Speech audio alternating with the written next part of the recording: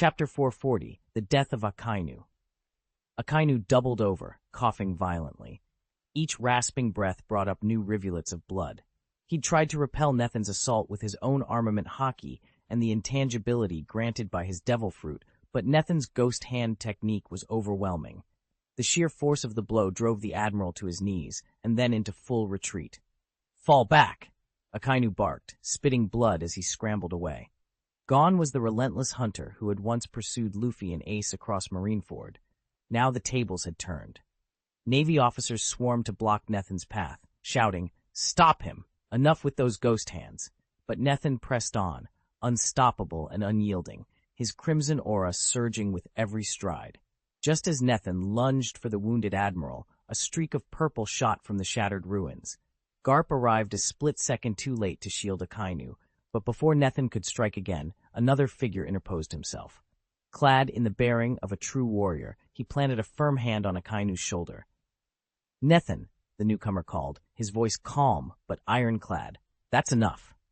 It was Zephyr Heiwan, the legendary admiral of the previous generation, the very man who had trained Akainu, Aokiji, and so many others. His sudden appearance halted the young warrior's advance, setting the stage for a new, titanic clash. Nethin's fists still trembled in midair long after he'd struck. Even now, Zephyr had not lost faith in the Navy. He hadn't resigned and remained chief instructor of the recruit battalion. Yet here they were, one after another, trying to stop him. Zephyr staggered backward under the blow. In his prime, he might once have held his ground, but age and that old broken arm left him no match for Nethin's strength. With a groan, he crashed to the deck. Before Zephyr could recover, Admiral Garp thundered forward, eyes blazing with the old fire that once drove him across the Grand Line in pursuit of the Pirate King. "That's enough," he bellowed. "Captain Warring States already died in the line of duty. I won't let you turn this ship into a circus." Nethin met Garp's gaze without flinching. Then "Step up." Boom. Steel met steel as fists slammed together. In an instant, two overwhelming auras, one radiating raw youth, the other honed by decades of service, erupted in a shockwave that knocked crates from their shelves and cracked the deck beneath them. They rose into the air, locked in a titanic struggle of power and will. From the moment Nethin unleashed his full strength, it was clear. His presence now rivaled even the legendary might of the red-haired Shanks. When that aura burst free, it felt as if the very heavens shuddered. Nethin's aura erupted in a blinding flash, tearing the sky open and whipping the clouds into a churning vortex. Boom! In that instant, he became something godlike, unstoppable. A single thunderous punch sent Garp hurtling away, and before anyone could react, Nethin's elbow slammed down with the force of a falling mountain. At that very moment, Admiral Akainu unleashed his meteor volcano cannon. The sky exploded in a rain of molten rock and searing heat, but Nethin didn't flinch.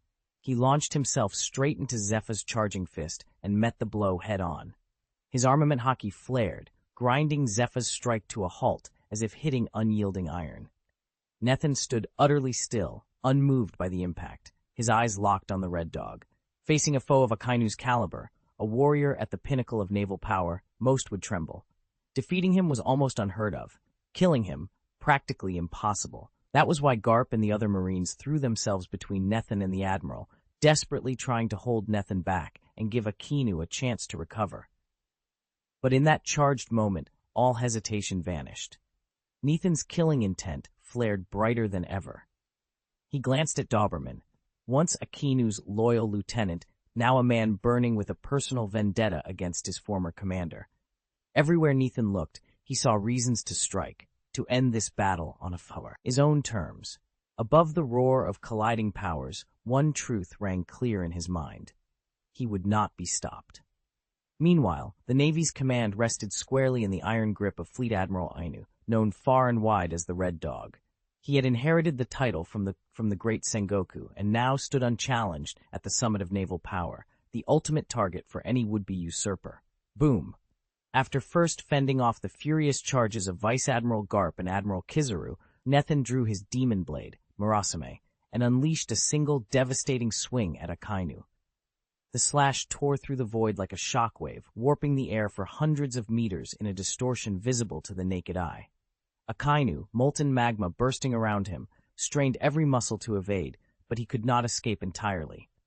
Nethin's blade grazed his chest and abdomen, ripping open flesh and armor as though they were paper. "Fleet Admiral, Red Dog!" a nearby Vice Admiral cried out in horror.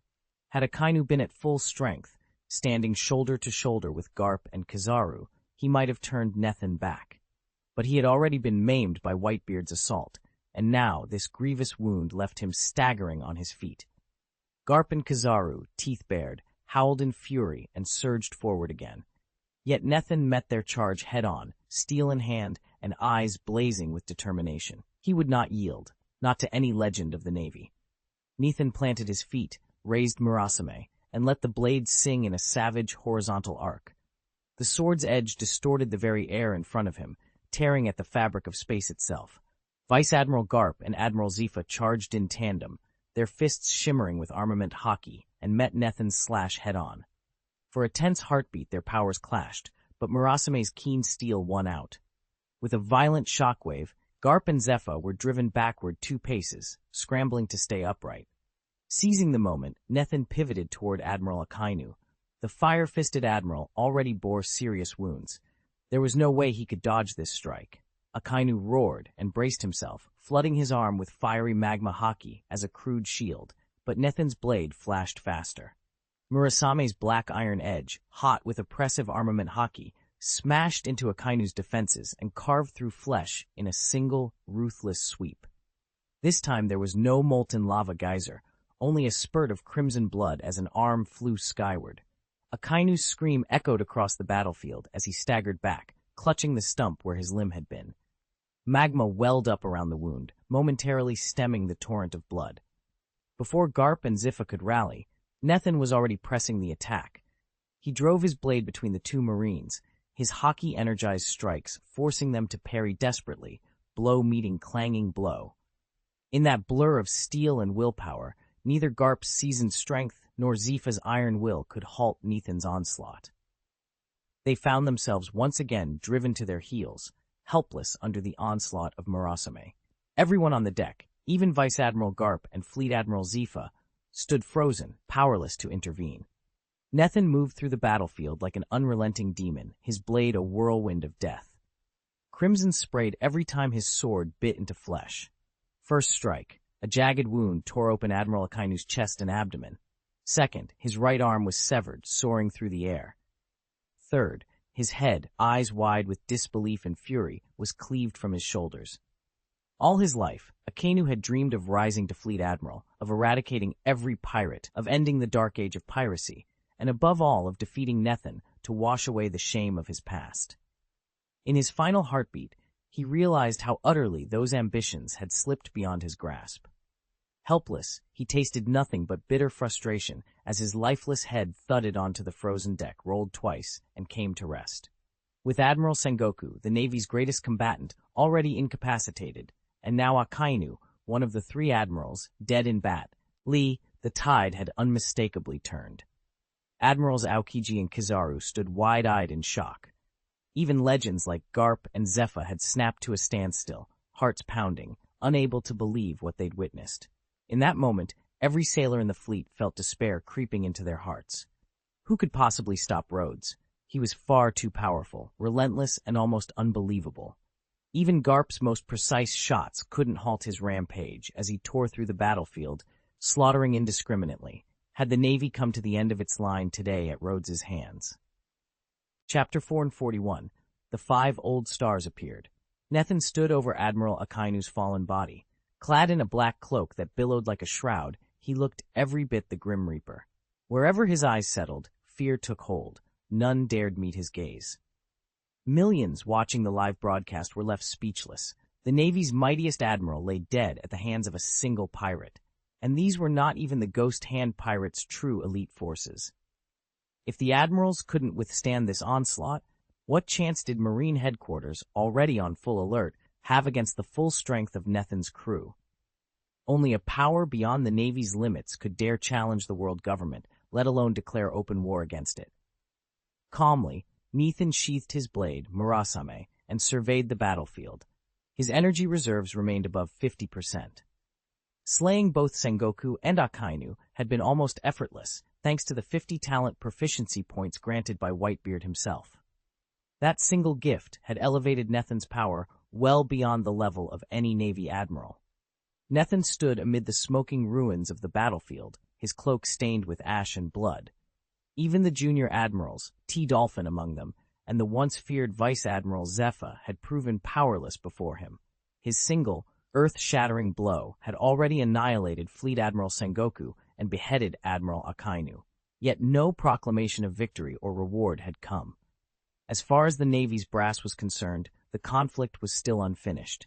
His keen eyes roamed over the scattered Marines and shattered warships, searching for whatever remained. Finally, they settled on Admiral Kizaru. The Light Admiral caught Nethin's gaze and shivered with dread. He'd felt it coming, the promise of trouble at Nethin's hands once more.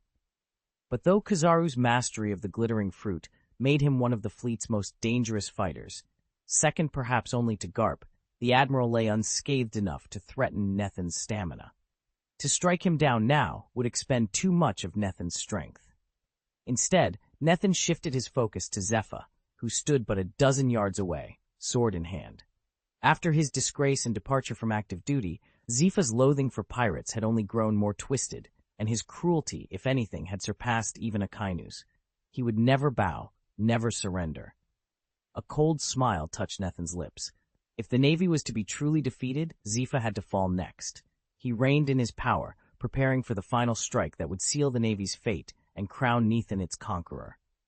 Karp saw the light in Nethin's eyes shift and shouted, "Zephyr, watch out!"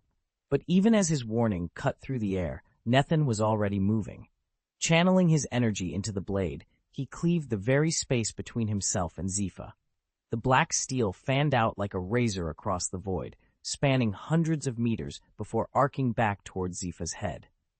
Zephyr's face went pale. He'd barely a moment to react. With a roar, he summoned his armed color to its fullest, an iridescent shield of power, and swung his wrist across his field of vision, bracing both to block and to step back. But Nethin's attack was relentless. Even siphoning part of its force to rip through the fabric of space hadn't dulled its strength. With an ear-splitting crack, the blade drove through Zephyr's defense, slicing not only his energy barrier but nearly severing his wrist down to the bone. A howl of fury erupted from Karp as he lunged forward, fist cocked for a counterstrike. But Nethin paid him no heed. He stepped calmly across the spatial rift he'd created, closing the distance to Zephyr in 2 strides. The sword, a streak of midnight light, rose again in his hand, poised to strike. Zephyr, clutching his mangled arm, could only stare up as Nethin's relentless assault bore down upon him.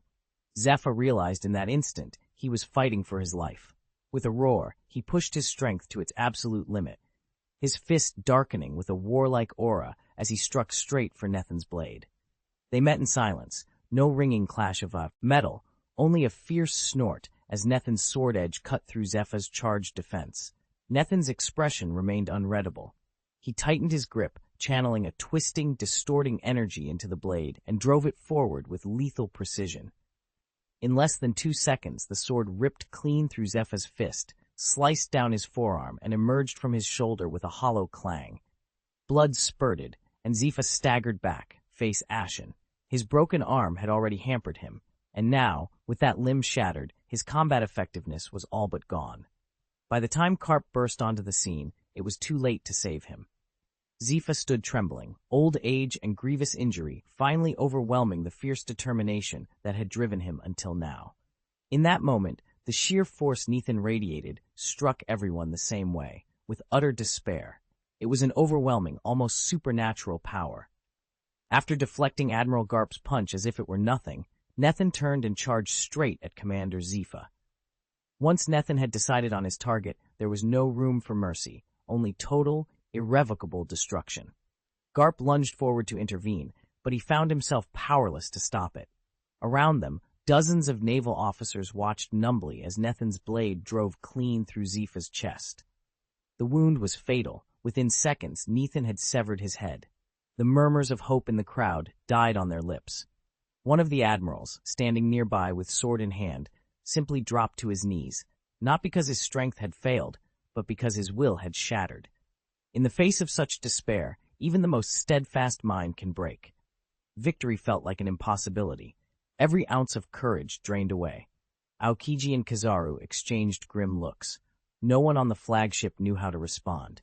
In a single, brutal display, Nethin had undone the Navy's chain of command and annihilated its fighting spirit.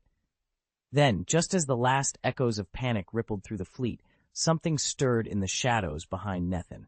A silent silhouette appeared, coalescing into a dark vortex that spiraled around him. For a heartbeat, the world held its breath, and the true scope of what was coming next remained hidden in that gathering gloom.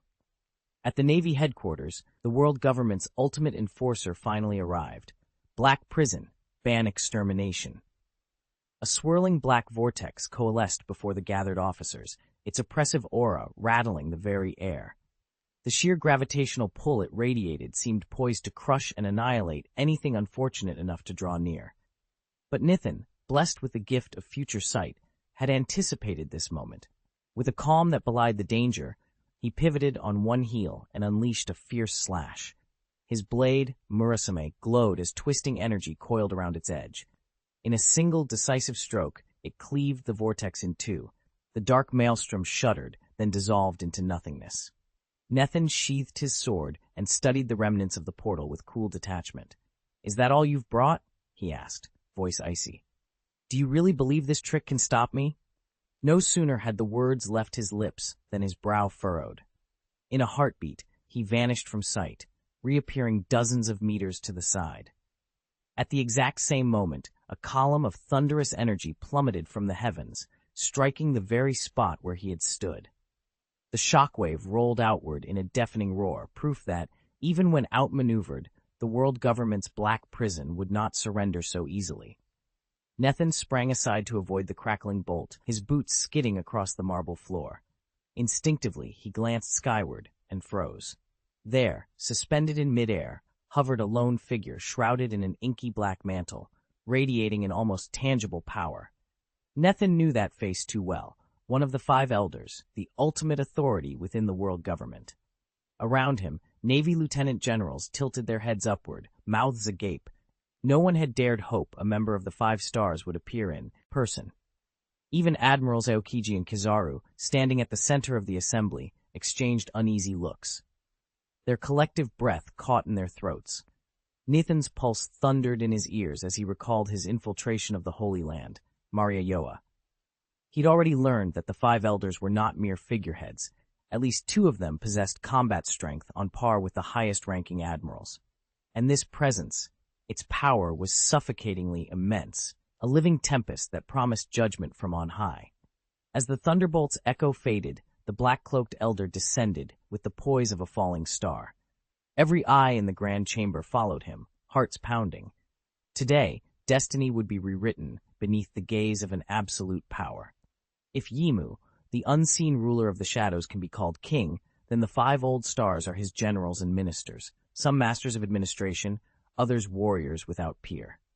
"I should have dealt with you long ago," Admiral Wu Laoxing said, his voice as cold as steel as he stared down at Rhodes. "It was my mistake to let a mere pirate rise to your level." He turned his gaze on Nethin next. "The Navy headquarters exists to uphold peace and justice. You have no right to destroy it at will." No sooner had the words left his lips than Wu Laoxing raised his hand and unleashed a fierce attack aimed directly at Nethin. Chapter 442, Natural Disaster. "Who is that?" people around the world murmured as the broadcast zoomed in on the mysterious figures.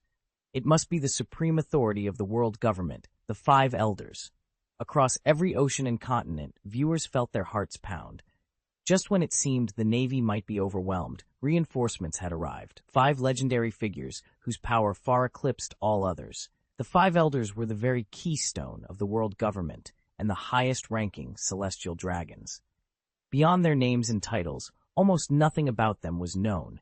Their true roles, their motives, even their backgrounds remained shrouded in secrecy. On the deck of the Rhodes, Vice Admiral Garp watched the elders appear and slowly unclenched his fist. He'd never held any affection for the celestial dragons, nor had he traded his loyalty from the Navy's principles for blind obedience to their bloodline. His brand of justice was his own. As the 5 elders unleashed their devastating attack, Garp's fighting spirit began to ebb. He made a conscious choice, not to launch a counterstrike at the roads, but to stand his ground and face this new threat head-on. The might of the five elders still reverberated through the arena. Tianlei! Master Wu Laoxing snorted, sweeping his hand toward Nethan. At once, the overcast sky split apart in a web of crackling thunderbolts, each one hurtling down like a missile. Nethan's eyes narrowed. So this was control over lightning. He refused to yield. Planting his feet firmly, he balled his left hand into a fist and drove it skyward. Boom! The jagged spear of lightning smashed against the fist of his ki. The air itself split and screamed. Then, not a crack left intact, the thunderbolt disintegrated mid-air. Onlookers gasped. After all, the Thunderfruit granted mastery over lightning, but it wasn't the only path. Big Mom's soul fruit could also channel storm clouds. Certain phantom beasts in the animal system specialized in thunder control as well. Still, seeing Nethan shatter Wu Laoxing's assault with a single punch left every cultivator reeling. No sooner had they caught their breath than Wu Laoxing sprang forward. A low rumble pulsed around him, the earth itself trembling beneath his feet. His eyes gleamed with fierce resolve. "Earth fire!" he roared. Flames, black as obsidian and hotter than the sun's core, surged to life around his fists. With that, the two combatants lunged at each other once more, lightning against molten earth, an elemental clash that would shake the heavens. Before anyone could intervene, the fractured earth beneath the Navy headquarters detonated. A river of molten rock and scorching flame shot skyward before surging down in a fiery wave toward Nethan. Fire, magma. He caught the sight in a single heartbeat, his brow barely flickering with surprise. He'd seen this once before. Steeling himself, Nethan lashed out with his blade. The steel sung through the air, cleaving the molten sword in two with a clean, echoing ring. The magma split apart, its fiery halves spilling harmlessly onto the shattered stone. "Now!" a voice thundered. Wu Laoxing folded his arms and swept his hands outward to either side of the battlefield. On his left, gravel and scree tore from the ground in a screaming mudslide, the debris encrusted in brittle frost. On his right, a savage whirlwind roared to life, swirling dust and shards of ice into a furious cyclone. Both unleashed their frozen fury and charged at Nethan in perfect synchrony. Thunder rumbled from above, fire crackled all around, and wind howled like a beast in agony. In barely a heartbeat, the five old stars had unleashed 4 devastating techniques: earth, ice, wind, and flame, all at once. Such mastery was beyond any ordinary nature-type devil fruit, and even beyond the mightiest mythical beast fruit. Only a single devil fruit in history could combine these primal forces, the superhuman natural disaster fruit. And now, Nethan realized, he stood face to face with its terrifying power, the power to command. Every kind of natural disaster, the very stuff of legends, was said to be the strongest devil fruit ability of all, even more fearsome than the mythical storm fruit. Lightning, fire, wind, there was no mistaking it. This had to be the dreaded calamity fruit. On the deck of the Moby Dick, Marco and the other officers of the Whitebeard pirates stood frozen, their faces a mixture of awe and dread. Marco drew in a slow, steady breath before he spoke, his voice low and measured. "This fruit hasn't surfaced in these waters for generations," he said. "Its terror slipped from everyone's memory long ago. But I remember, when I was just a young boy, its wielder laid waste to entire islands and even drove back a squadron of admirals in a single onslaught." He glanced up at the sky, where swirling storm clouds gathered at the fruit's command. "With this power, no naval tactic can stand. Even if 2 or 3 opponents matched you in strength, you could unleash wave after wave of disasters until they broke. This really is the calamity fruit." Nethan confirmed his choice in that instant, snorting under his breath as he sprang forward. With a single, fluid motion, he weaved through whipping mudslides and howling gale, charging straight at the 5 old stars. Across the clearing stood Wu Laoxing, face still as marble. He drew his sword in silence, and the blade instantly frosted over. When the steel cut the air, a pale glacial mist billowed into the void. Wherever it passed, moisture in the earth and atmosphere crystallized instantly, coating everything in jagged ice. In truth, the green pheasant ice fruit grants its user pure command over ice itself, while the natural disaster fruit controls the disaster born of extreme cold, the so-called cold disaster. As an ice fruit wielder, Aokiji can stride through his own blizzards unscathed, but anyone else caught in such a calamity must brace themselves against one of the fiercest forces in the world. Clang! Nethin's sword snapped out in a tight, spiraling arc, shattering the glacial wave in a shower of ice shards. Yet the cold did not vanish. It rippled outward in a bone-chilling pulse, dropping the temperature across hundreds of meters by dozens of degrees in an instant, transforming the battlefield into a frozen wasteland. The frozen wind tore across the battlefield with such brutality that any unprotected soul would become an ice statue in seconds. Yet, to the horror of the five old stars, Nethin strode forward as if the cold were nothing more than a stiff breeze. His black cloak and the lower half of his face were glazed in frost, but his speed remained utterly unaffected. With a single devastating step, Nethin swung his fist straight at one of the five old stars. The impact detonated like thunder.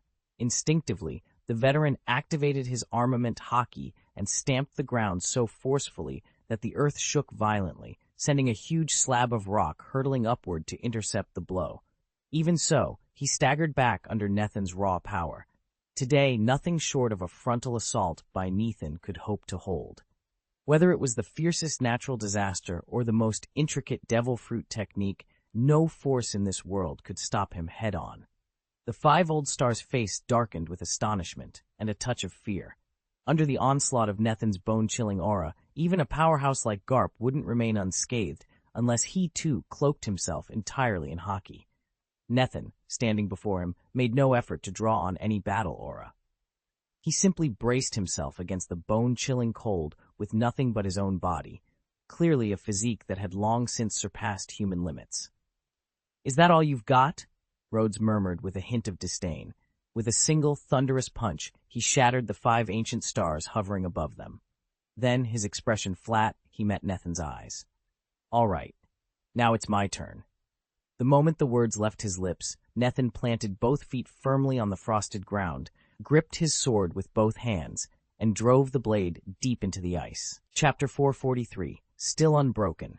A low hum rippled through the air as Nethin drove Murakami's blade into the earth. Instantly, twisting energy gushed from the sword's tip, flooding the ground in all directions. The earth cracked apart in jagged fissures, and shards of ice and gravel erupted skyward. Admiral Wu Laoxing's face tightened at the roaring force. He felt the power coiling around him like living chains. Planting his boot firmly, he unleashed his earthquake art. The ground convulsed violently, shockwaves smashing directly into Nethin's distorting aura. Boom! Naval headquarters trembled as if it were a cauldron of boiling oil. Under the horrified stares of countless onlookers, explosions rippled outward from the epicenter, where Rhodes, the five old stars, and Nethin clashed in a maelstrom of power. Nethin's heart pounded as he gripped Murakami with both hands. He fused the raw force of his soul with his distortion technique, and in a brilliant flash, a radiant vortex spiraled into being around him. With a roar, it shot forward like a comet, hurtling straight at the five old stars. A cold dread slithered into Admiral Wu Laoxing's mind. The distorting wave seeped into his thoughts, warping his perceptions and magnifying his fear to unbearable heights. Nethin's eyes snapped wide, his pupils shrinking to pinpoints as his chest heaved and his breath caught in his throat. He looked as if he'd stepped into a nightmare.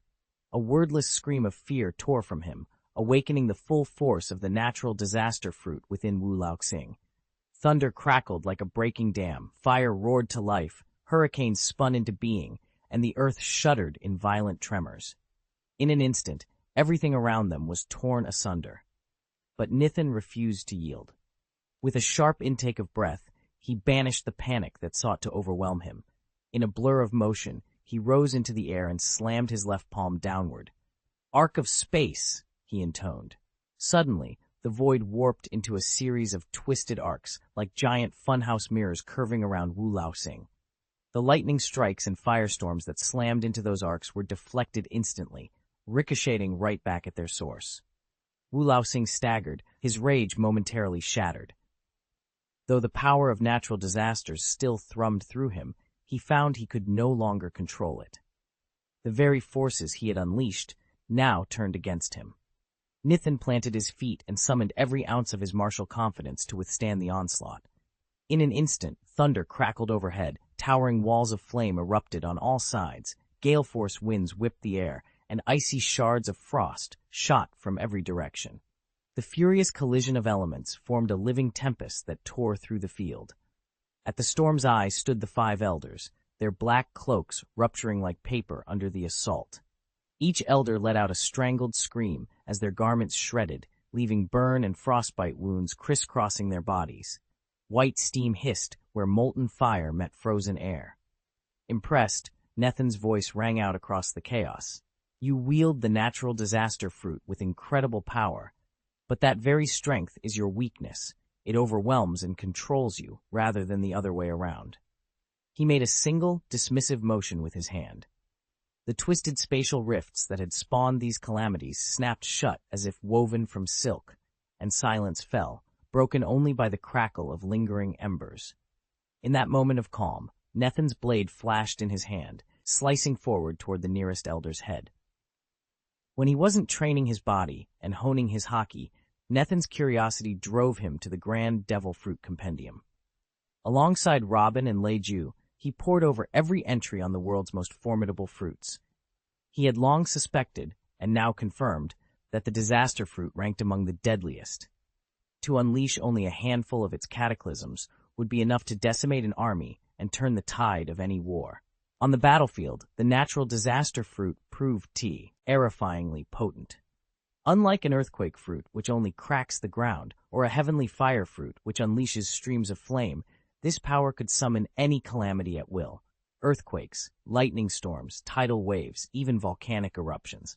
Often 2 or 3 disasters would converge in a single, overwhelming onslaught. But such unmatched might carried a grave flaw. It was almost impossible to control. Nethin knew this all too well. Once released, the calamities could not be reined in. They didn't obey his commands. They became genuine, uncontrolled catastrophes of nature. "By the lords of the 5 old stars," cried the officers stationed at Navy headquarters, faces drained of color. The 5 old stars had already stunned everyone with their open display of fury fruits, yet here was Nethin, armed with only a handful of techniques, shattering their defenses in moments. His strength was beyond frightening. Even the power of the disaster fruit couldn't stand against Nethin.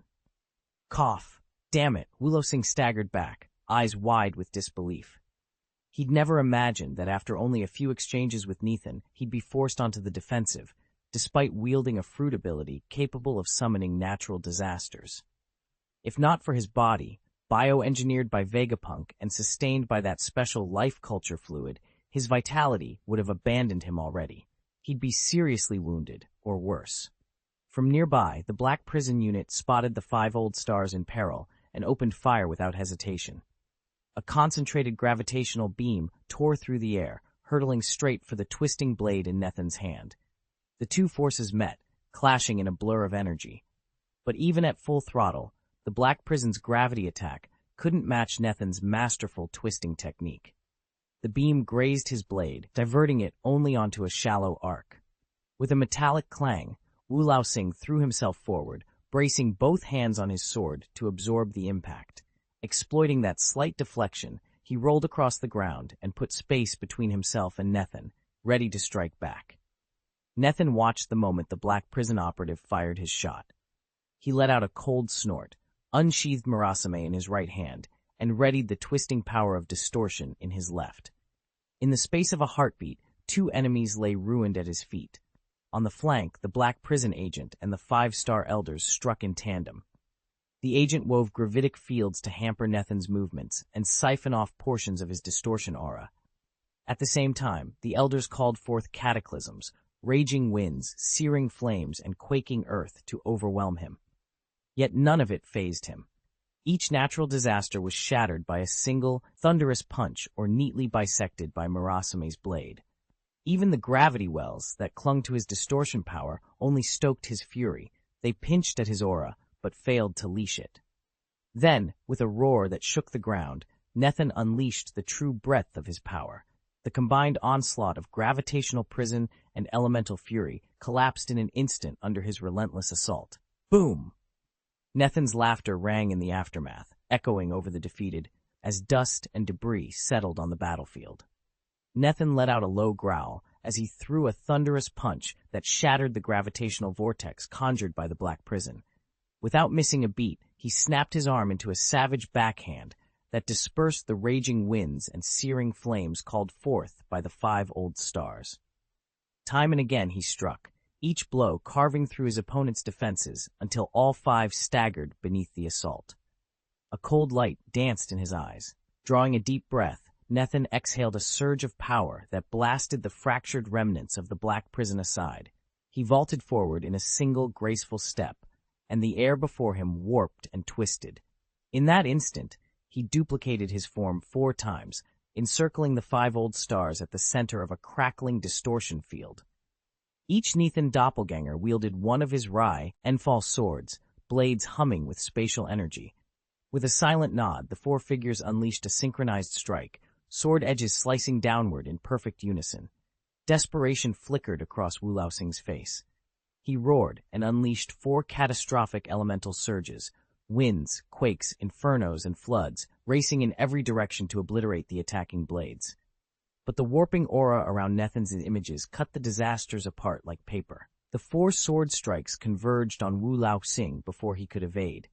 He twisted and dodged as best he could, but a scorching slash scored across his chest, and a quaking blow cleaved through his defenses. Staggering under the combined onslaught, the 5 old stars realized with dawning horror that they were outmatched, and that Nethan had only begun to fight. In the blink of an eye, blood sprayed everywhere as a gaping wound ripped open between his chest and abdomen. He'd been nearly split in 2. It was 2 against 1, but Nethan refused to yield. With ruthless precision, he demolished the black prison warrior and dealt crippling blows to the 5 old stars. In that moment, his power surged to its highest peak, leaving every witness breathless and voiceless, still unbeaten, still invincible. Chapter 444. Next time, it will be a decisive battle. Too strong, muttered one of the Whitebeard pirates' captains under his breath as he watched Nethan's near-invincible stance. In this moment, Nethan's aura eclipsed even Whitebeard at the height of his power. He had stormed the Navy headquarters, executed both the admiral and his second-in-command, and severely wounded one of the 5 elders, one of the world government's most formidable rulers. Such ferocity! Stand ready to fall back, Marco ordered, his gaze never leaving Nethan. Though his heart raced, he inhaled deeply and reclaimed his composure. With their help, Nethan had halted the Navy's top brass and earned the chance to confront Akainu and Sengoku directly. Now, Marco knew, all debts between them were settled. They stood in the heart of the Navy headquarters, so close to the world government's seat of power that fresh reinforcements could arrive at any moment. No matter how extraordinary Nethan's strength, he remained only one man, and his endurance was not limitless. Marco's calm eyes flicked to the horizon. The time to retreat was near, but the promise of a final, decisive confrontation burned bright in every mind present. The distant rumble of warships signaled the imminent arrival of world government reinforcements. Rhodes might be able to slip away once they showed up, but not before. "Now's our chance to withdraw," Diamond Jose murmured, his voice barely above the wind. Everyone's spirits were at their lowest. No matter how badly the Navy headquarters had been battered, no collapse of the world government could bring back their father, Whitebeard. Marco and the others had already plotted an organized retreat. They pressed on in fits and starts, striking the enemy's flanks, then pulling back toward the perimeter of the naval base. The instant Marco gave the signal, the entire Rhodes force began falling back in unison. Nethan seized the moment, leaping forward to try and fell one of the legendary 5 old stars. Then, in a flash of pure white light, a razor-sharp wave of sword chi sliced through the air straight at him. It wasn't huge, but its brilliance stung the eyes, and its edge could sever steel. Peach Rabbit slash. Nethan barely had time to raise his sword in defense. The impact rattled his arms, and when he blinked the after-images away, he saw the 5 old stars melting back into the shadows, dozens of meters distant, leaving him panting on the field. Nethan hovered motionless in midair, his dark blade sheathed at his side. Below him, the remnants of the Whitebeard pirates, Marco and his handful of comrades, were already pulling back. They'd fought brilliantly, thanks in no small part to Hellroad and Hurricane Incarnation, but they were not Nethin's subordinates. He could only cover their retreat for so long. With their signal to fall back given, the battle here had run its course. He made no further move, neither advancing nor withdrawing. Instead, he simply stayed aloft, his gaze fixed indifferently on the battered Navy headquarters sprawling beneath him. Shattered cannons lay scattered across the courtyard. Stones were cracked from repeated impacts, and a thin haze of smoke curled skyward, evidence of the ferocity with which this place had been struck. Meanwhile, Tautu stood rigid, sword still at Wu Laoxing's side. He'd rescued the captive with a single precise stroke, no reckless flourish, then paused to catch his breath, every sense prickling with alertness. Not one of them dared fire a shot without orders. Even after witnessing Nethin's display of power, they all knew he must be exhausted, yet no one was brave enough to test that theory. Hengjun, the master of the heavy artillery, kept his hands hovering over his primed cannons. His eyes flicked between Tautu and Nethin, searching for a cue. The sailors guarding the front gate cowered behind broken walls, muskets trembling in their grip. Dust drifted through the tension-charged air, carrying the acrid scent of gunpowder. No commands came. Nethin's unreadable expression offered no hint of what he might do next. Time stretched on, each heartbeat echoing in the silent standoff. Finally, Tautu exhaled slowly, lowering his sword an inch. Hengjun followed suit, his shoulders sagging marginally as he let go of the firing lanyard. The rest relaxed, just a fraction, and for the first time since the battle began, the only sound was the soft rustle of debris settling. Above them all, Nethin remained unmoving, a silent sentinel over the aftermath of a fight that had shattered the Navy's greatest stronghold and reminded every onlooker just how perilous crossing this lone, enigmatic swordsman could be. Even if every Marine here joined forces against Nethin, he warned, at least one or two of you would die trying to stop me, and nobody wants to be that casualty. It's a pity I can't finish you off here and now. Nethin's gaze swept over the naval headquarters, not lingering on the departing admirals, Aokiji and Kizaru, but fixing instead on Admiral Wu Laoxing. Wu's face was ashen. Though his life-return technique had forcibly sealed the wound in his side, the damage was still grievous. Had it not been for Tautu's timely intervention, Nethin's blow would have cut him down on the spot. Pirates can never truly be the government's enemies, Admiral Wu said through clenched teeth. If you choose to stand against this world, to make yourself its enemy, you are courting destruction. Your so-called 10,000 kingdoms will fall. Nethin remained calm, looking down on the gathered 5 old stars. Enemy of the world does have a nice ring to it, he said. But you celestial dragons, claiming to speak for everyone, you're sorely lacking. Today isn't a decisive battle. Consider yourselves lucky.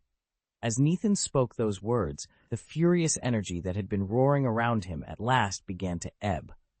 The hurricane incarnation shrank into a tiny tornado and darted to perch on Rhodes's shoulder. At the same time, the hellish avatar animating the stone giant released its hold. The behemoth crumbled, then dissolved into dust, its essence coalescing into a miniature Any Road emblem. Under Nethin's warped gravity field, each of those fragments shot skyward, circling for a moment before settling silently in formation behind him. Nami, who'd been clinging to the giant's shoulder, found herself gently lifted on a floating stone platform. It carried her across the battlefield and set her down on Nethin's opposite side. All around them, naval officers tensed, fingers tightening on weapons they dared not fire. The stakes of this high-stakes conflict were already too dangerous. No one wanted to bear responsibility for what might happen if it escalated further. In these final days, live well, Nethin murmured, his voice calm yet resolute. He extended a hand into the air, and a swirling vortex materialized before him. With a single steady step, he passed through the portal, and the world fell silent in his wake. Nethin stood before the shimmering space gate, his cloak fluttering in the artificial breeze. With a single deliberate motion, he turned to face the once proud Marine headquarters.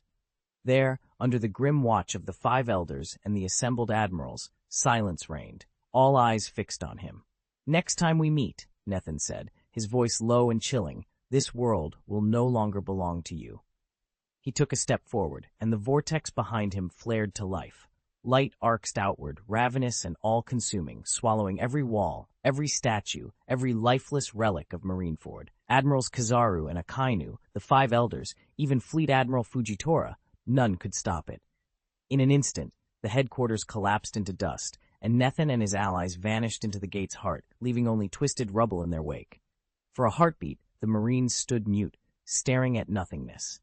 Then the shock registered. Their fortress, their pride, gone. 22 years into the Great Pirate Era, the world still remembered the fall of Marineford. At Marine headquarters in Fuchsia City, Fleet Admiral Marin Fodor presided over one of history's most infamous spectacles, the public execution of Fire Fist Portgas D. Ace, 2nd Division Commander of the Whitebeard Pirates. Under the merciless sun, the assembled ranks of Marines watched as Ace stood condemned. But just as the executioner's blade began its descent, the horizon erupted in chaos. Ships bearing the white flag of Edward Newgate, Whitebeard himself, stormed the harbor. Cannons roared, barriers shattered, and in the blood-soaked melee that followed, Ace was freed. Yet triumph carried a bitter price.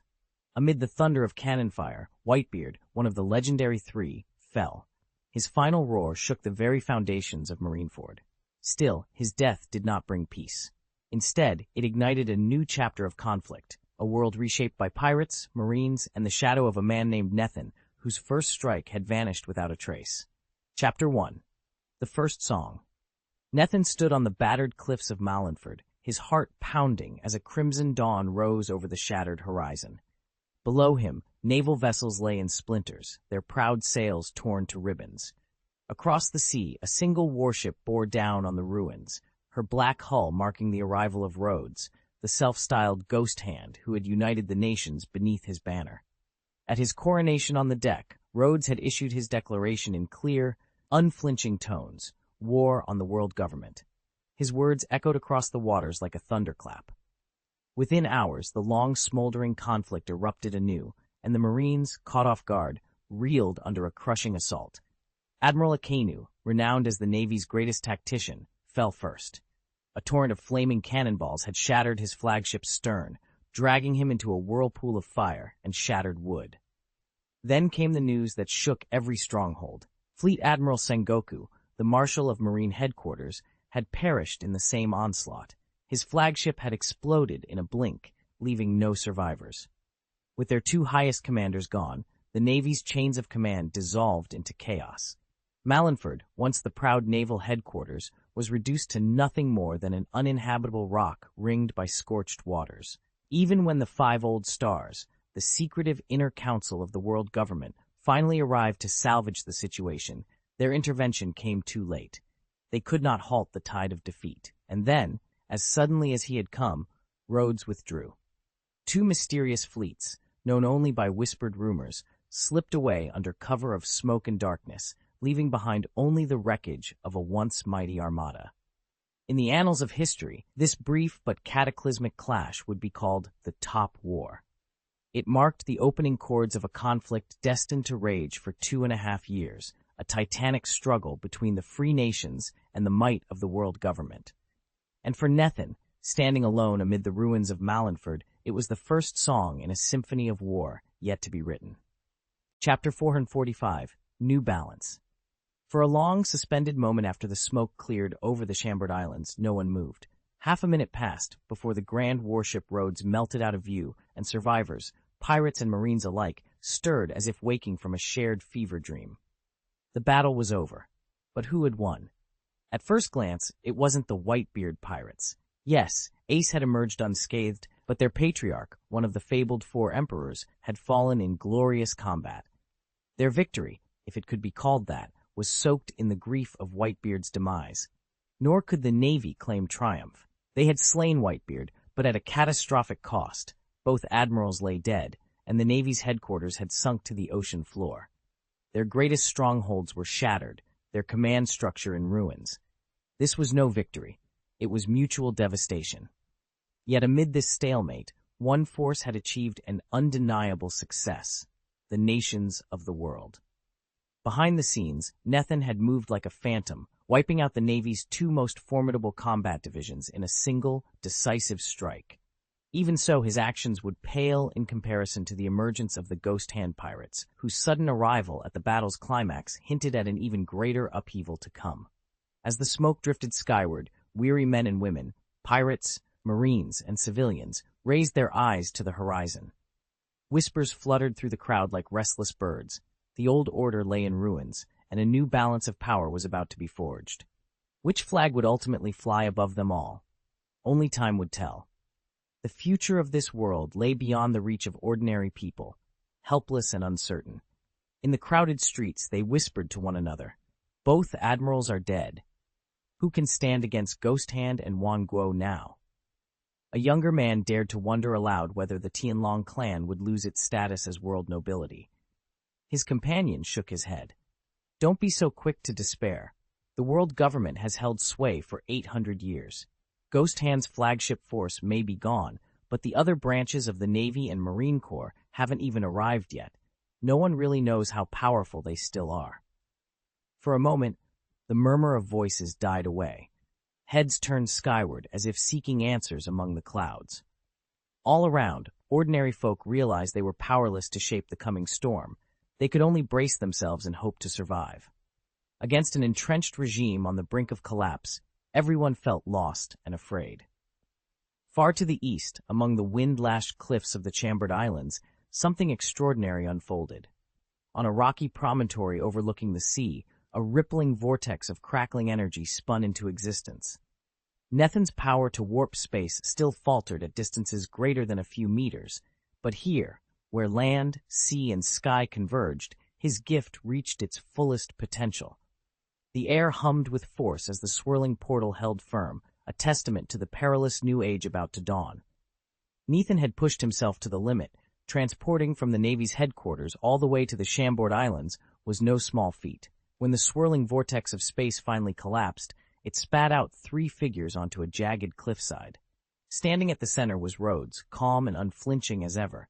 Behind him hovered an eerie, expressionless incarnation of hell, its dark power humming just out of sight. To Rhodes's right, Nami reeled from the dimensional shift, her face pale, the world tilting wildly around her. She stumbled, unable to stay upright. Rhodes's hand shot out, catching her arm, while Nethin knelt beside her, pressing a steadying palm to her back. For nearly 30 seconds, Nami gripped Nethin's sleeve, white-knuckled, until at last her vision stilled and the nausea receded.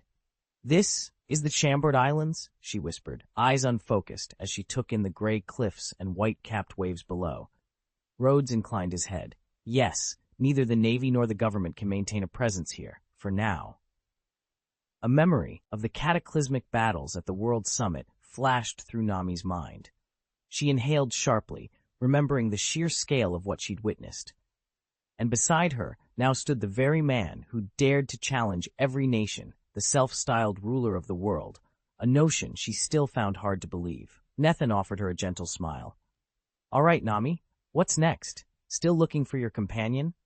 Nami stood there for a long moment, uncertain what to do next.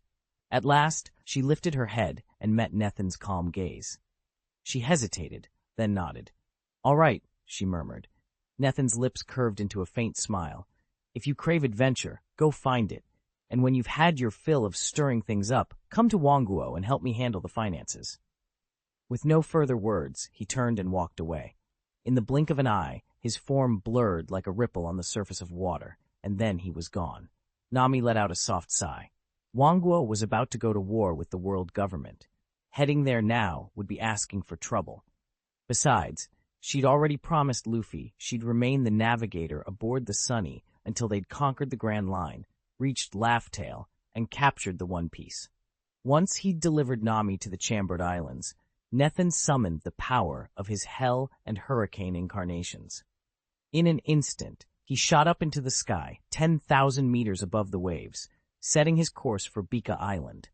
High above the ocean's surface, he called out to the talent system, ready for whatever lay ahead. Nethin tapped through his talent system interface one last time, 150 proficiency points and 7 unspent talent points. The system had awarded him those 150 points the moment he left the naval headquarters, an acknowledgement for neutralizing Admiral Sengoku's combat fleet. Along with the proficiency bonus, he'd received an extra free talent point, boosting his total to 7. With that many free points, he could instantly unlock the ultimate stage of distortion time. With 150 proficiency, he could push his distortion power all the way to 1,000. But Nethan was in no rush to spend them. His body was on its last reserves, barely 1 or 2% of his stamina remained, yet he pressed on towards Sky Island Bika.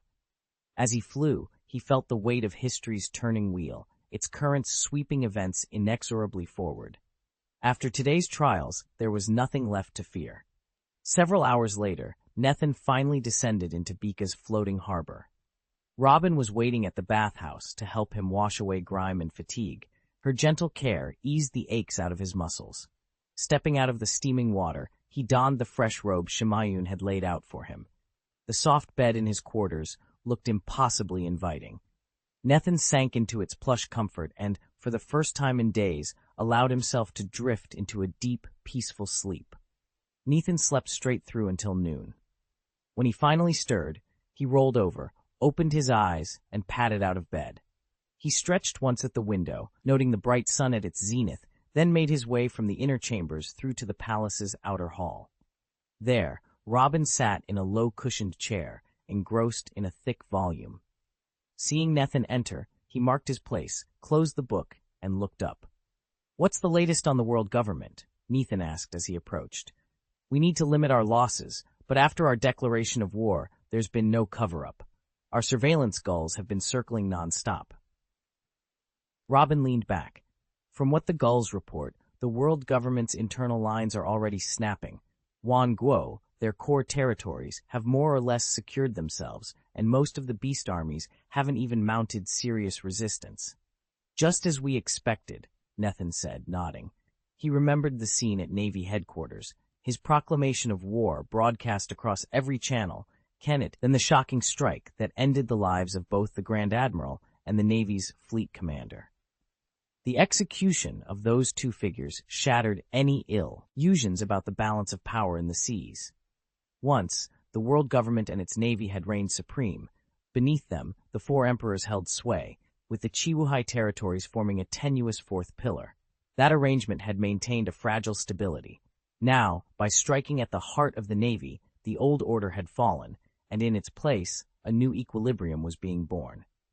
Chapter Ranks. Shifting powers. Wano had emerged as the only force capable of standing toe-to-toe with the world government across the sea. Every other power fell short. Among the four emperors, only red-haired Shanks remained unscathed. He'd sat out the paramount war at Marineford, and even afterward, he'd shown no inclination to make a move. Whatever Shanks was planning, he clearly preferred patience over open conflict. Thanks to our recent operation at Navy headquarters, the Beast Pirates' remnants in Wano would be eradicated within 2 weeks. The moment the last scavengers fell, Wano's 6 districts would be fully restored and ready to rejoin the sea lanes. Robin leaned forward on the couch, voice low. "What about Shanks's territory? And, with Whitebeard gone, what becomes of his former holdings?" Nethan reached for his tea, warmed by the dim glow of the lounge lights, and took a measured sip. He set the cup down and met Robin's gaze. "Whitebeard's empire is effectively history. Marco's no fool. He won't try to rebuild under our noses. Once Whitebeard's lands are under government control, I doubt he'll risk a clash." He paused, steepling his fingers. "Shanks is a different story. He's played this slow game for a reason. For now, we'll finish with Wano, lock it down, and let him show his hand. If he really wants to expand, or retake any of Whitebeard's former ports, he'll have to move while we're still focused on the beast territory. Then we'll be ready." Robin nodded. "Understood. We'll keep the fleets on alert along the Grand Line. If Shanks stirs, we'll know." Nethan stood and stretched, his expression calm but resolute. "Good. 2 weeks to secure Wano. After that, we turn our full attention to any challengers, red-haired or otherwise. The world government will know exactly who controls these seas." Chapter 446. Distorting Time. As Nethan and Robin had foreseen, the moment Nethan declared war on the world government, backed by the combined might of the allied nations, scores of powers raced to pledge their banners to his cause. The New World's defenses crumbled almost instantly. What had once been fierce resistance now looked like little more than a broken line waiting to be swept aside. Nethan's terms were simple. Any force that wished to join one world must abandon the old ways of piracy. No more indiscriminate raids, no more pillaging, arson, or slaughter. Only disciplined naval fleets operating under a clear chain of command would be accepted. Under that single condition, dozens of sovereign states threw in their lot with him, and the patchwork of alliances coalesced into a genuine world government. What remained of the notorious pirate bands, those whose lives revolved around plunder and terror, Nethan dismissed as irrelevant. Once the world was conquered, he believed, competent governors would naturally rise to administer the newly pacified territories. There was no need for elaborate debates or committees. Power, once seized, would attract capable hands to wield it. Behind the scenes, however, real authority rested with the ancient Tianlong clan. Their once unquestioned grip on power showed unexpected cracks. Numerous countries had already begun to flout the old imperial edicts, refusing to send their quotas of heavenly gold, sidestepping regulations and tribute alike. And that insubordination was only the first ripple in a far larger distortion of time and order that threatened to unravel Nethan's bold new world. Nethan straightened his shoulders as he stepped out of the palace gates, a thoughtful look in his eyes. Earlier, he'd spent a half-hour conferring with Robin about the future growth and expansion of IWC. Now that their plans were set, he needed only to test his burgeoning powers. Without a second glance, he launched himself into the sky, rising effortlessly until the palace grounds and the bustling city below were little more than a distant patchwork beneath a sea of clouds. At this altitude, even someone less practiced than Nethan would feel the thinning air press upon their lungs. But for him, thanks to his steadily increasing strength, there was simply no pressure. He exhaled, letting the cool wind whip past him, and prepared to push himself further. "All right," he murmured, closing his eyes.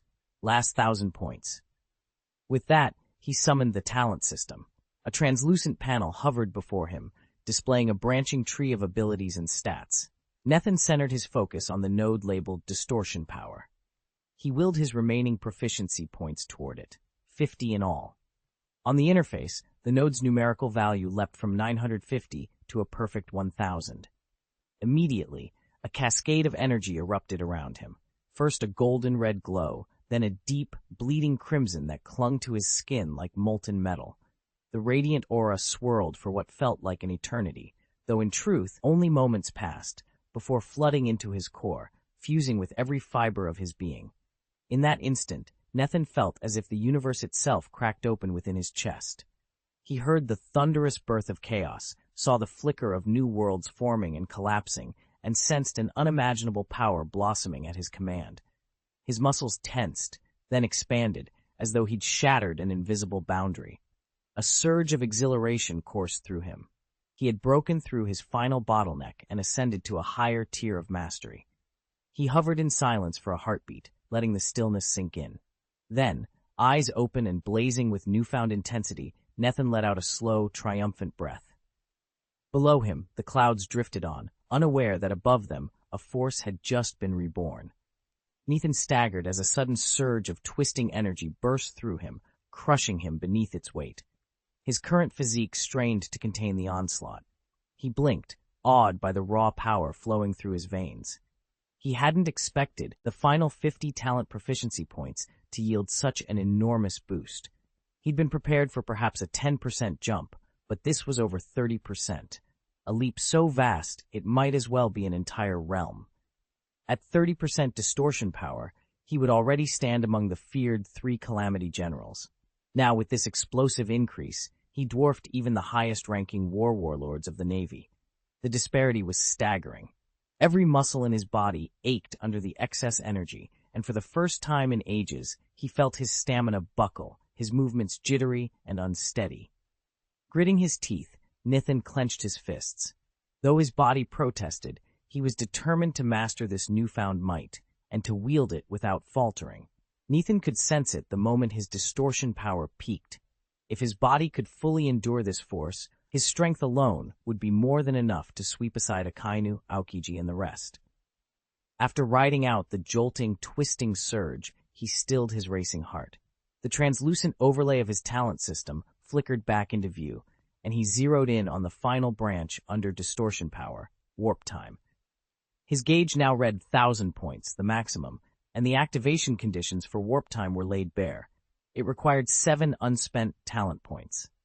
The label, warp time, glowed a soft green, meaning it was ready to unlock. Nithin drew a deep breath, tamped down his excitement, and tapped to activate. Immediately, his 7 free talent points dropped to 0. The green branch blossomed from its tip to the base, veins of gold spreading until the entire icon gleamed pure gold. No sooner had warp time come online than the world before Nithin rippled and warped in impossible ways. Nithin's perception suddenly shifted. The world around him rippled and doubled. At first glance, it looked like ghosting, but this wasn't afterimages. It was every moment on the timeline laid bare before him. In geometric terms, a line is one-dimensional, a plane two-dimensional, a fixed space three-dimensional, and by adding the fourth dimension, that space reveals countless echoes of itself arrayed along time's axis. In other words, Nithin was seeing the timeline itself. This sight wasn't a flashy, domineering future sight. It was the raw, illusory substance of time made visible. He remembered how, the first time he activated distorted space, he'd felt the void solidify under his will. Now that same tangibility applied to time. It felt thick and stuttering, as though he were wading through a quagmire of moments. Slowly, Nithin stretched out his hand, pressing his fingers against the phantom layers of the timescale. Each layer shivered beneath his touch, sluggish and resistant, as if caught in some unseen mire. There could be no doubt, Twisted Time was the ultimate ability granted by the talent system to the Twisted Fruit, its power undisputed, its casting complexity legendary. Nithin concentrated, drawing on his distortion powers to bend the flow of time. At first, he managed only the smallest curve before the stream snapped back into place. He straightened, withdrawing his hand, eyes narrowing in thought. Time, he realized, was elastic. No wonder even abilities that predict or dominate the future, powerful enough to reshape the next instant, couldn't shatter the temporal continuum. You might twist a moment, alter the past by fractions of a second, but the world wouldn't collapse. Whatever disturbance you create recoils, restoring the original timeline. That resilience was the true nature of warp time. He tried 2 more times, each attempt producing only a faint ripple. Time itself was stubborn against destruction, and Nithin wasn't yet skilled enough to force a lasting distortion. He knew he could push his power to an overload, enough to wrench the timescale more drastically, but once it snapped back, the aftermath would be entirely unknown. He couldn't risk unleashing something he couldn't predict. With a steadying breath, Nithin let his energy fade. For now, these subtle, momentary bends were all he dared attempt. Mastery of warp time would have to wait. Nithin paused his training, eyes flickering with quiet determination. He still needed to strengthen his body further, but he hadn't exhausted all his options. In fact, his ongoing study of Kaido's anatomy had already yielded crucial insights. Since Kaido now existed as one of his own incarnations, harvesting a bit of tissue or cells for analysis was hardly a concern. No need to rush physical improvements just yet. He dismissed the exercise and summoned the talent system interface in his mind. 100 unspent proficiency points hovered before him. Nithin had already invested in all the high-impact abilities, physical augments, mental fortitudes, leaving only minor perks like Spiritual Heart, which offered little additional benefit at full rank. After a moment's thought, he committed all 100 points to his Domineering Presence skill. Domineering Presence wasn't only good for sweeping away lesser foes. When paired with his soul-chopping sword Muramura, it inflicted devastating psychic shock on any opponent. Raising his mastery of this ability would amplify that spiritual assault to even greater heights. Humph! Under Rhodes's guidance, Nithin's talent proficiency instantly maxed out at 100. A brilliant golden light swept over him, and he could plainly feel the oppressive force within him spike to an astonishing new level. If he were to unleash that power in full, even a vice admiral would find his combat abilities utterly overwhelmed by Nithin's domineering presence. Chapter 447, 2 years. Nearly 2 years had passed since Nithin last checked his battle stats. He summoned his combat interface and read off the numbers with a satisfied nod. Gunshots, 50. Melee combat, 100. Twisted fruit.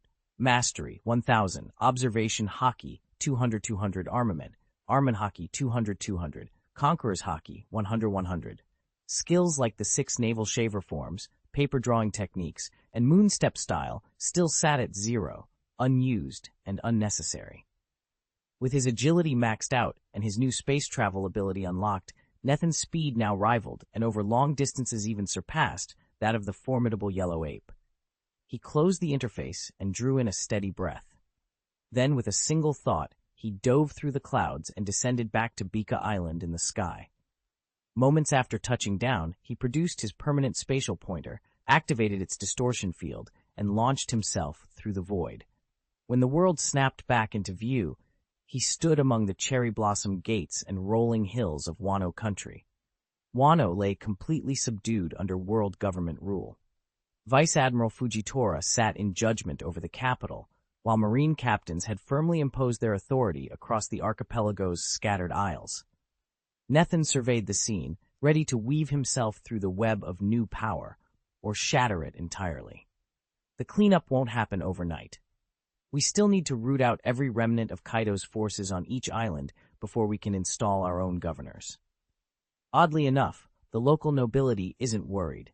With the new balance of power firmly in place, the only real threat left is the world government. No other faction, including the red-haired pirates, can intervene. Even if Nethin isn't on the field and our avatars are sidelined, the combined might of Admiral Fujitora, Shiryu of the Rain, and the others is more than enough to deter Shanks's crew. Still, Nethin made a beeline for Wano's Forbidden Palace district. After all, who could stand up to Jack the Drought's raw strength? He arrived to find Trafalgar Law already posted outside the gates. Law's orders were clear: guard Jack and the other prisoners, and use his surgical mind exchange technique to turn them into obedient soldiers. Jack himself proved too stubborn to break, yet most of the other officers, mercifully, were far more pliable. Trafalgar regarded Nethin with a thoughtful nod. "Your soul fruit is more than just an offensive power," he began. "It's an exceptional tool for sharpening the will. Many of our reserve members have emerged from its trials with far greater resolve than they'd ever imagined." Nethin studied him. "I've noticed that," he admitted. "Even those whose base strength once lagged behind pirates with 30 to 50 million bounties, after a successful mind transfer, they can channel the prowess of a 300 million berry warrior almost flawlessly. Their combat potential literally soars." "Precisely," Trafalgar agreed. "Keep refining the technique. If you can't master it on your own, I'll use my own soul to serve as the vessel."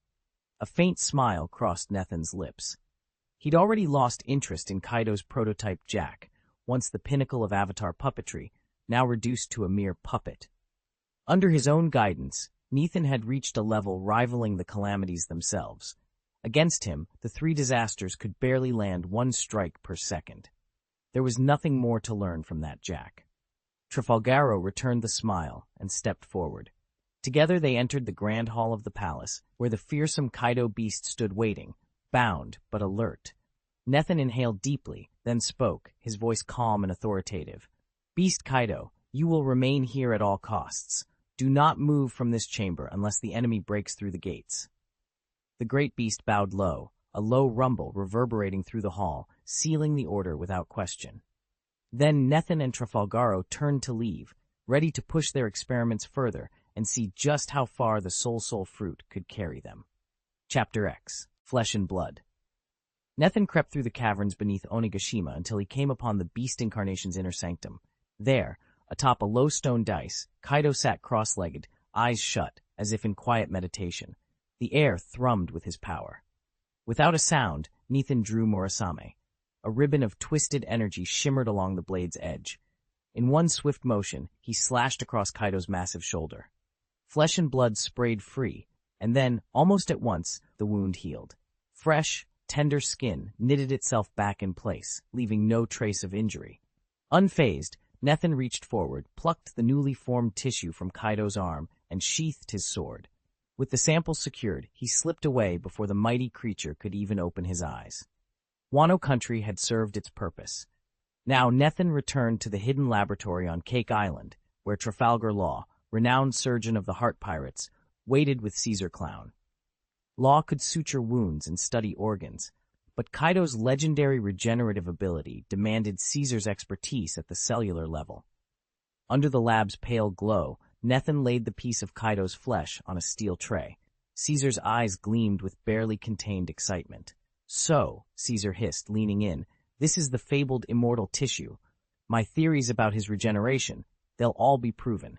I can't wait to isolate the compound that grants him resurrection." Law inclined his head. "Just remember who collected it, and why." Caesar laughed, already donning his gloves. "Of course. Let the breakthroughs begin."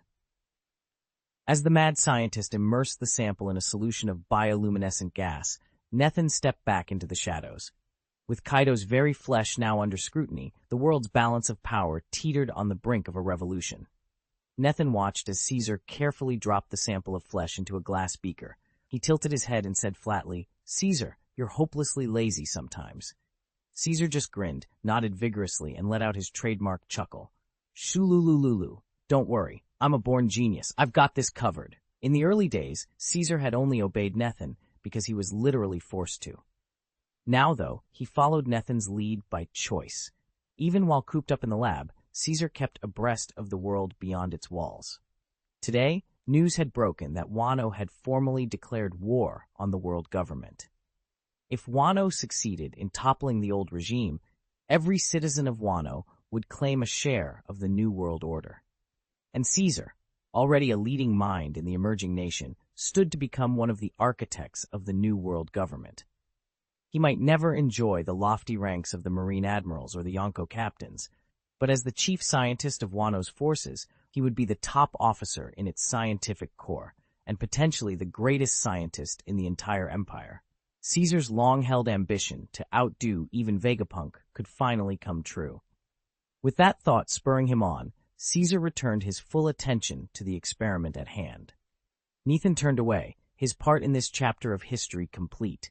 He had delivered Kaido's flesh and blood into Caesar's care, then departed from Cake Island to face whatever new challenges awaited him. Time, inexorable as ever, marched on. Nearly 2 years had passed since the climactic war that reshaped the world, and though the seas had grown quieter, the tides of power beneath them were stirring once more. 6 months after the Summit War, the Navy headquarters had already completed its rebuild. The old G1 branch base was restored and transformed into a fortress, surpassing even Marineford in strength and strategic depth. At the same time, the world government launched a global conscription to replenish and amplify the Navy's combat power. By the 1-year anniversary of the Summit War, that reorganization was finished. Aokiji took command as fleet admiral, and 3 admirals served under him: Momotu, Kizaru, and fresh from the conscription process, Green Bull. Originally, the veteran T-Dolphin had been the favorite to earn that final admiral's commission. But when conscripts from around the globe vied for placement, the T-Dolphin was bested in single combat by Green Bull. In this world, only strength commands respect. The strong survive, the weak fall. Green Bull's victory spoke louder than seniority, and so he claimed the admiral's post, while the T-Dolphin, despite his years of service, remained out of the top echelon. 2 years have passed since the Navy headquarters began its reorganization, and ever since, tensions have simmered among the nations, the Navy itself, and the world government.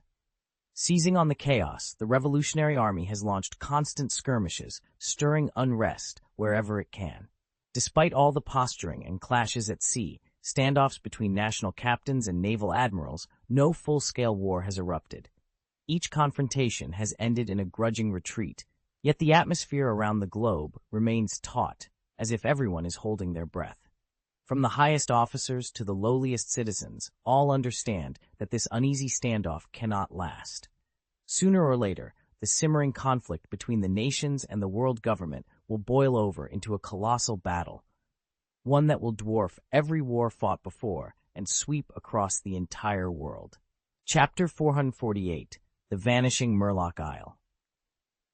Over the past 2 years, the world has changed more through territorial expansion than through the world government's draft. In fact, ever since Marine Headquarters restructured its battle forces in the first year, The Navy and the world government have acted defensively, shrinking their sphere of influence rather than openly confronting the 10,000 nations. Their sole focus has been to hold the line against the nation's relentless growth.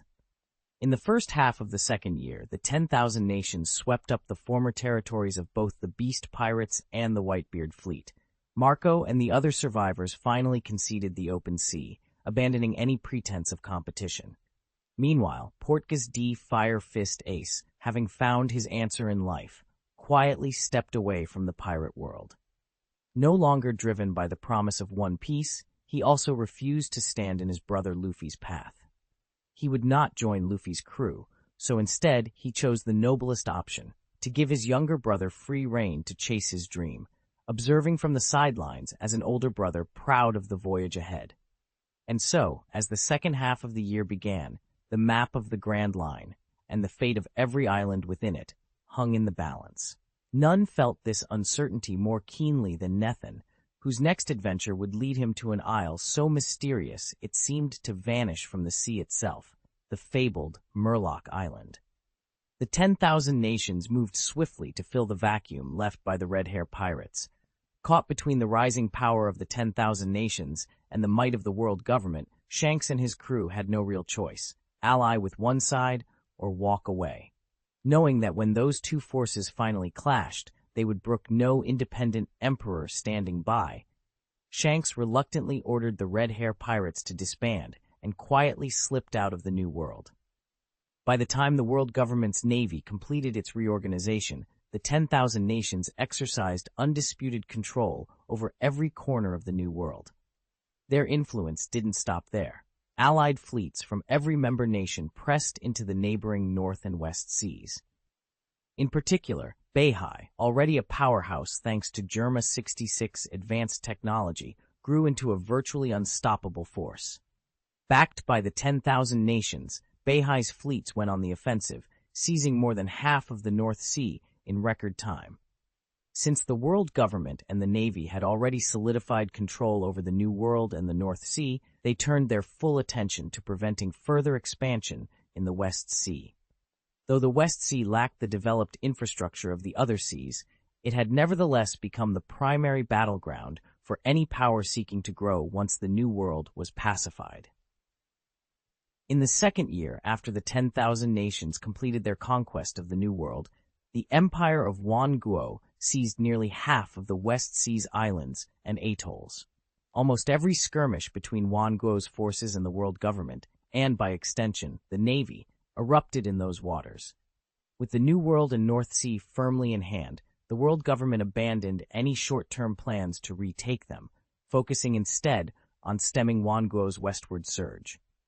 Today, Wan Guo counts nearly 100 vassal states within its ever-growing sphere of influence. That number still falls short of the world government's vast holdings, but Wan Guo has unquestionably become a full-blown empire in open defiance of the old order. Meanwhile, Monkey D. Luffy and his Straw Hat crew have remained together, biding their time rather than rushing headlong into the New World as they once might have. The turning point came at the Battle of Marineford, often called the Summit War, where each member of Luffy's crew confronted just how vast and formidable the world truly is. From that day on, they've prepared themselves more carefully for the challenges yet to come. Nethin and his crew all understood that, with their present guiding strength, their chances of surviving the New World were slim indeed. So, following Silvers Rayleigh's advice, each of them had spent the past weeks training relentlessly, honing their skills and accumulating combat experience. And now the time had come. After completing their final drills, they bid farewell to Dark King Rayleigh on the Chambered Islands. They climbed aboard their freshly lacquered ship, the Wanli Sunshine, submerged into the ocean, and headed for the mysterious depths that would lead them into the New World. But as they plunged beyond 10,000 meters and located the undersea passage, a troubling realization struck them. Fishman Island was nowhere to be seen. How could that be? According to every map and every tale they'd heard, especially what Kemi had told them 2 years ago, the island should have been unmistakable here, its glowing coral reefs lighting up the abyss like a beacon. Nami stood at the rail, eyes wide with confusion, scanning the pitch-black water below.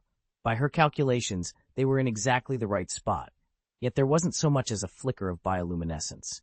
On the bow, Nethin lay sprawled out, his mood as dark as the ocean around them.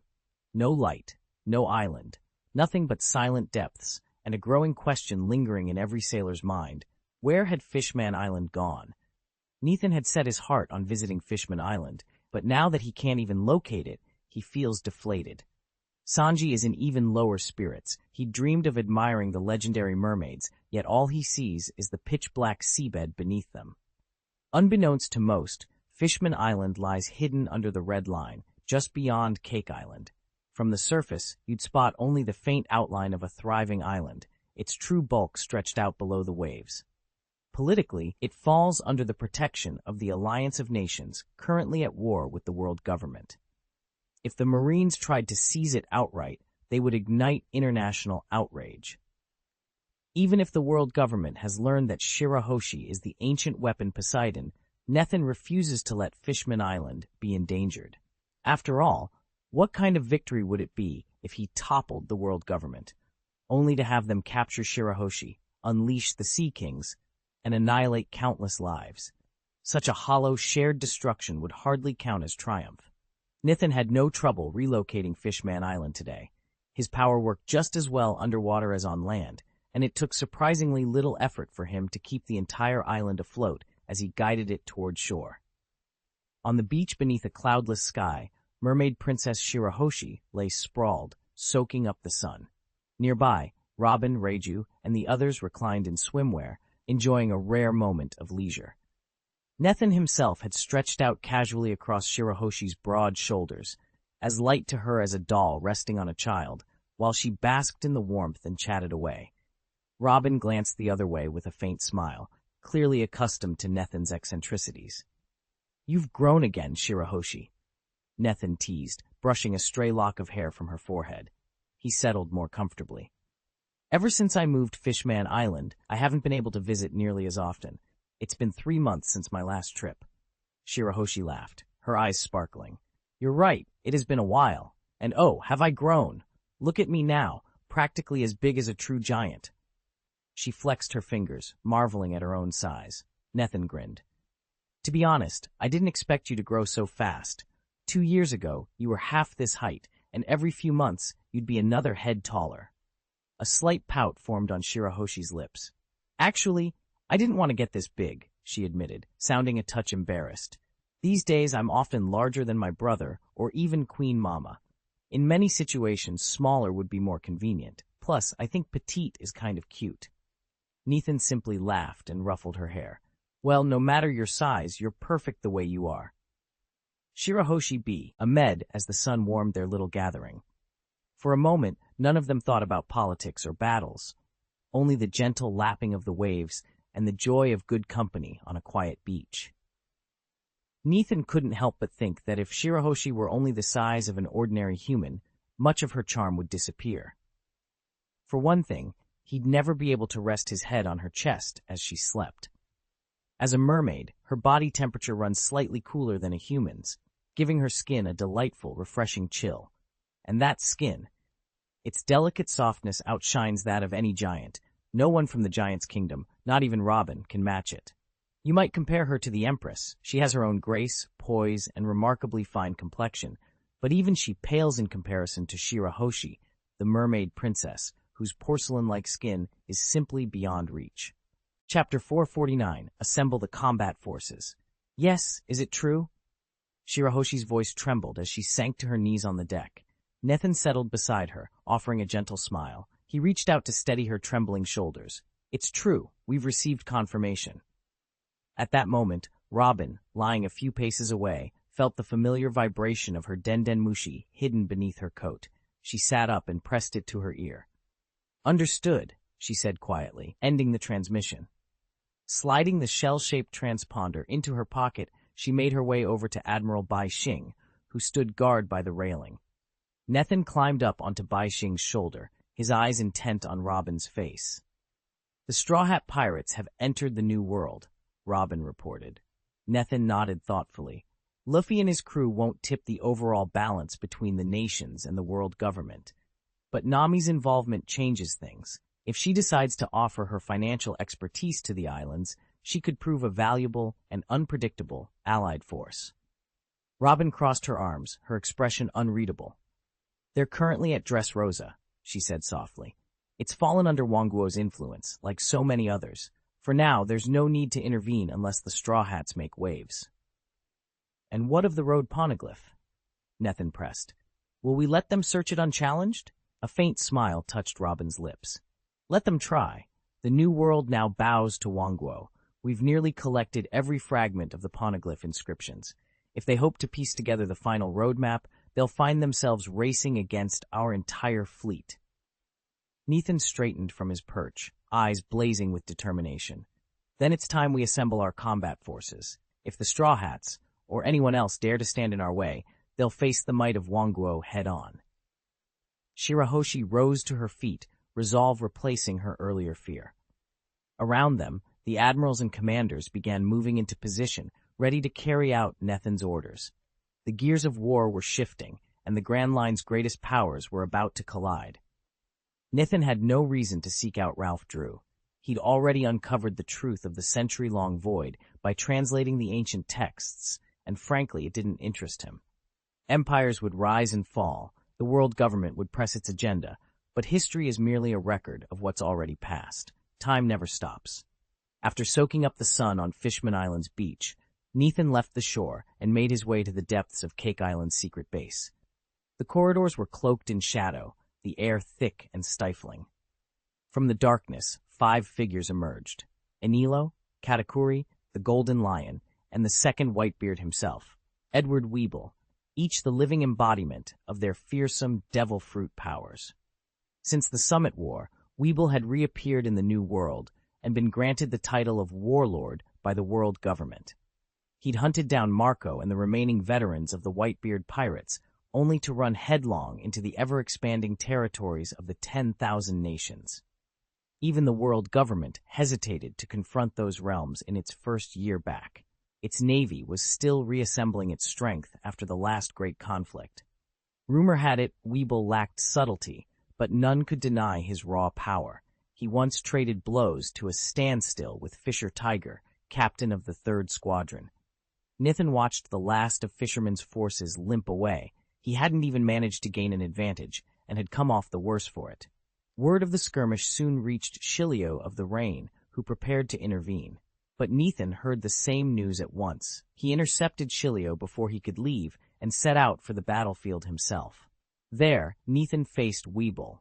The Golem commander fought fiercely, but could not withstand Nethin's skill and strategy. Within moments, Weeble was defeated and in chains. Nethin returned to Cake Island with his prisoner and set about forging the creature into his 5th and final incarnation, the limit of what Murasame could endure. With 5 golem avatars at his command, plus the Hurricane avatar Murasame had already provided, Nethin's power rivaled that of an entire naval fleet. Rumor said even Garp himself would struggle to stand against him, whether in the bright glare of daylight or the hidden shadows of night. "It's time," Nethin murmured, his eyes fixed on the 5 pulsing forms before him. Each puppet bore its own distinct aura: anger, sorrow, wrath, serenity, and ambition, ready to obey his every command. In his hands lay more than mere soldiers. The 2 ancient weapons, Neptune and Pluto, now under his control. All that remained was the 3rd weapon, the so-called King of Heaven. Nethin had scoured every historical stele and hidden record, but found nothing. The final piece of his plan eluded him, and the only spark missing was himself. He drew a steady breath, prepared to ignite whatever power it would take to claim the last, greatest weapon. Caesar's research into Kaido's cells finally paid off when he synthesized a potent new serum designed to massively boost physical strength, though only a few individuals could tolerate its effects. Nethin volunteered for the trial. Because his body was already near the peak of human capability, the gains were subtle, just a marginal edge really, but any improvement was welcome. A small advantage was still an advantage. At the same time, Nethin continued pushing his own limits by adapting insights from Caesar's cellular analysis. As his muscles and reflexes grew stronger, he began to harness the strange spiraling energy he called soaring twist. One ability, however, still eluded him, the power to bend time itself. Temporal distortion proved far more elusive than raw strength. Its scales shifted unpredictably, and a momentary slip in control during combat could reverse the flow of time in catastrophic ways, a disaster Nathan was determined to avoid. Having already shattered his last physical barrier and unlocked the distortive field that warps reality, Nathan now dedicates every waking hour to refining his mastery over time. His goal is simple, yet daunting: perfect control. Only then will he be ready to face the challenges that lie ahead without fear of unleashing a temporal backlash. The diluted version of Caesar's serum proved astonishingly potent. Ordinary humans struggle to adapt, Trafalgaro remarked, emerging silently behind Nathan. But Germa 66's clone soldiers don't share that weakness. Every one of them is on this formula: 50% more strength, no significant side effects. Nathan dropped his gaze to the darkened chamber, hands folded behind his back. His tone was casual, almost dismissive. At our current level, these enhancements are minor, he said. What really matters now is when we strike the world government for good. He turned to regard the 5 puppet incarnations arrayed like specters in the shadows. Their vacant eyes glinted faintly in the cold light. Nathan's own gaze drifted upward to the steel-reinforced ceiling, as if piercing the metal to glimpse an endless sky beyond. The decisive battle is at hand. Trafalgaro, usually unshakable, swallowed hard, a spark of excitement flaring in his eyes. A final clash with the world government. When he first joined Nathan, he never believed the Ghost Hand pirates could soar this high. Back then, assassinating Doflamingo would have been the pinnacle of their ambition. Now, the horizon of their victory stretches far beyond that. Wan Guo had already eliminated the 4 emperors, seized control of the entire New World, squared off against the world government from afar, and quietly amassed an overwhelming force of its own. In short, the world had been turned upside down. Half a month later, Luffy and his crew arrived at Zoo and unearthed the first road poneglyph inscription. They then pressed on to Cake Island, where they discovered the second. During this interval, Nathan met with Namai for a cordial, if pointed, conversation, and then allowed Luffy's party to continue unimpeded toward Wano Town. In Wano, they located the third road poneglyph, once in Kaido's possession. From there, they tracked down the final inscription and finally made sail for the last island charted by Goldie Roger, Ralph Drew. It was on that fabled shore that they uncovered the Pirate King's ultimate secret. A few years ago, news like this would have reverberated across the globe. Now, it barely caused a ripple. The world's attention had long since moved on from the title of One Piece. At the very moment Luffy and his crew set foot on Ralph Drew, the 10 Kingdoms launched their long-planned assault on Cake Island, the beating heart of the New World. Across the seas, the first, and perhaps final, battle fleet took shape. Every ruler knew what this unprecedented union of martial might meant. A full-scale war, backed by each kingdom and covertly sanctioned by the world government. Such a colossal mobilization could not remain secret for long. As the Allied forces readied their armada, panic rippled through the world government's highest echelons. In the topmost chamber of Pongal Castle, the 5 Elder Stars sat in grim silence. When the dispatch arrived, they exchanged solemn glances and, almost in unison, spoke the words they had long dreaded. It's finally happening. Chapter 450, Prelude to the Decisive Battle. The flattened plain at the front of Cake Island stretched out before them, an immense open square, unmatched even by the plaza outside the Navy headquarters fortress. Years ago, when Rhodes annihilated the Big Mom pirates, the Golden Lion had cast a fragment of his island here.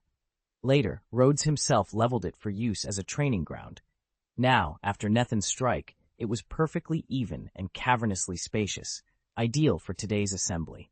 Laborers and porters who made their living on Cake Island crowded the edges of the field.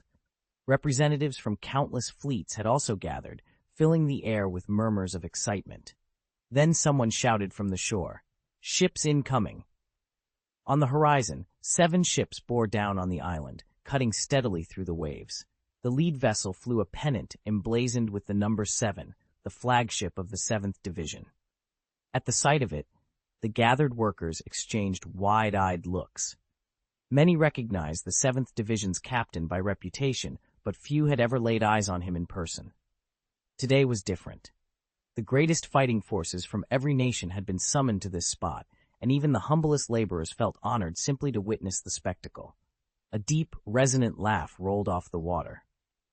"Heard the news? He's the first to arrive," someone beside Nethan said, a note of amusement in his voice. Nethan sheathed his sword and scanned the horizon. The decisive battle was about to begin, and this was only the beginning of the prelude. Captain Lafitte's ship, the No. 7 vessel, drifted smoothly into the harbor. He stepped ashore first, his white down cloak swirling around him and a polished top hat perched at a rakish angle. With a wry smile, he surveyed the empty stone plaza. At his side stood his deputy, Nithan, draped in a dark cloak that billowed in the sea breeze. Nethan's keen gaze was fixed on the horizon. "Look there," he said quietly, nodding east. "The 3rd Division's flagship has arrived." In the distance, a ship bearing a bold 3 on its sail cut through the waves, 6 smaller vessels trailing behind, each eager not to keep pace with the 7th Division waiting ashore. Lafitte tapped the head of his mahogany cane against the gangplank. "Punctuality is our privilege," he said. With that, he strolled forward onto the plaza. Nethan followed, flanked by several junior captains of the 7th Division, each stepping in time with calm authority. Within moments, thousands of 7th Division Marines filed into formation behind them. Black cloaks snapped neatly into place, each bearing the No. 7 in crisp white on its back. Their faces were impassive, yet the undercurrent of pride in their posture was unmistakable. A cluster of spectators at the far edge of the square watched in awe. "It's Captain Lafitte, and the very best of Team 7, one whispered. A quiet murmur spread through the crowd as the 7th Division, impeccable, disciplined, proud, claimed the plaza with an air of subdued majesty. Not long after Lafitte stepped onto the square, another figure appeared on the far side, Captain Fisherman. He wore the same white, down-filled coat as Lafitte, but his bore a bold black 3 on the back. At his side marched his vice-captain in a matching white coat. Behind them, 1,000 loyal Marines in sleek black cloaks, each precisely embroidered with the No. 3. These coats and cloaks had all been manufactured by Wanguo's workshops just 2 weeks earlier and distributed to the troops last week. Now they fluttered in the morning breeze as Fisherman led his men to the front of the plaza. "Captain Fisherman," someone whispered, awe lacing their voice. Rumor had it he'd recently campaigned in the Western Sea. Though the Navy suffered heavy losses, Fisherman's reputation only grew.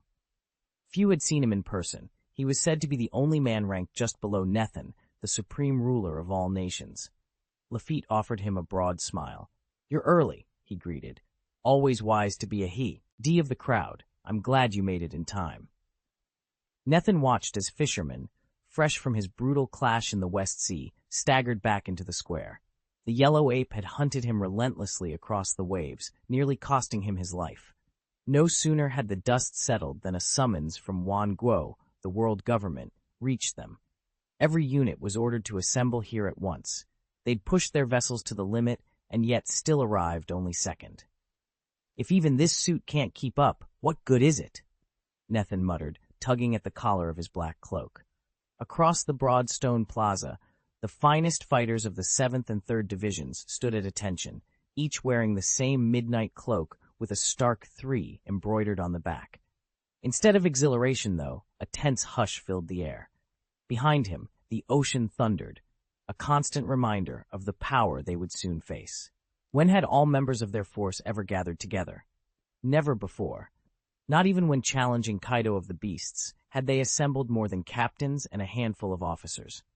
This time, however, every combatant, every elite from across the globe was here. Even without Nethan spelling it out, they all understood why. The most decisive battle in 800 years was about to begin. Look over there. It's the 2nd and 6th Divisions.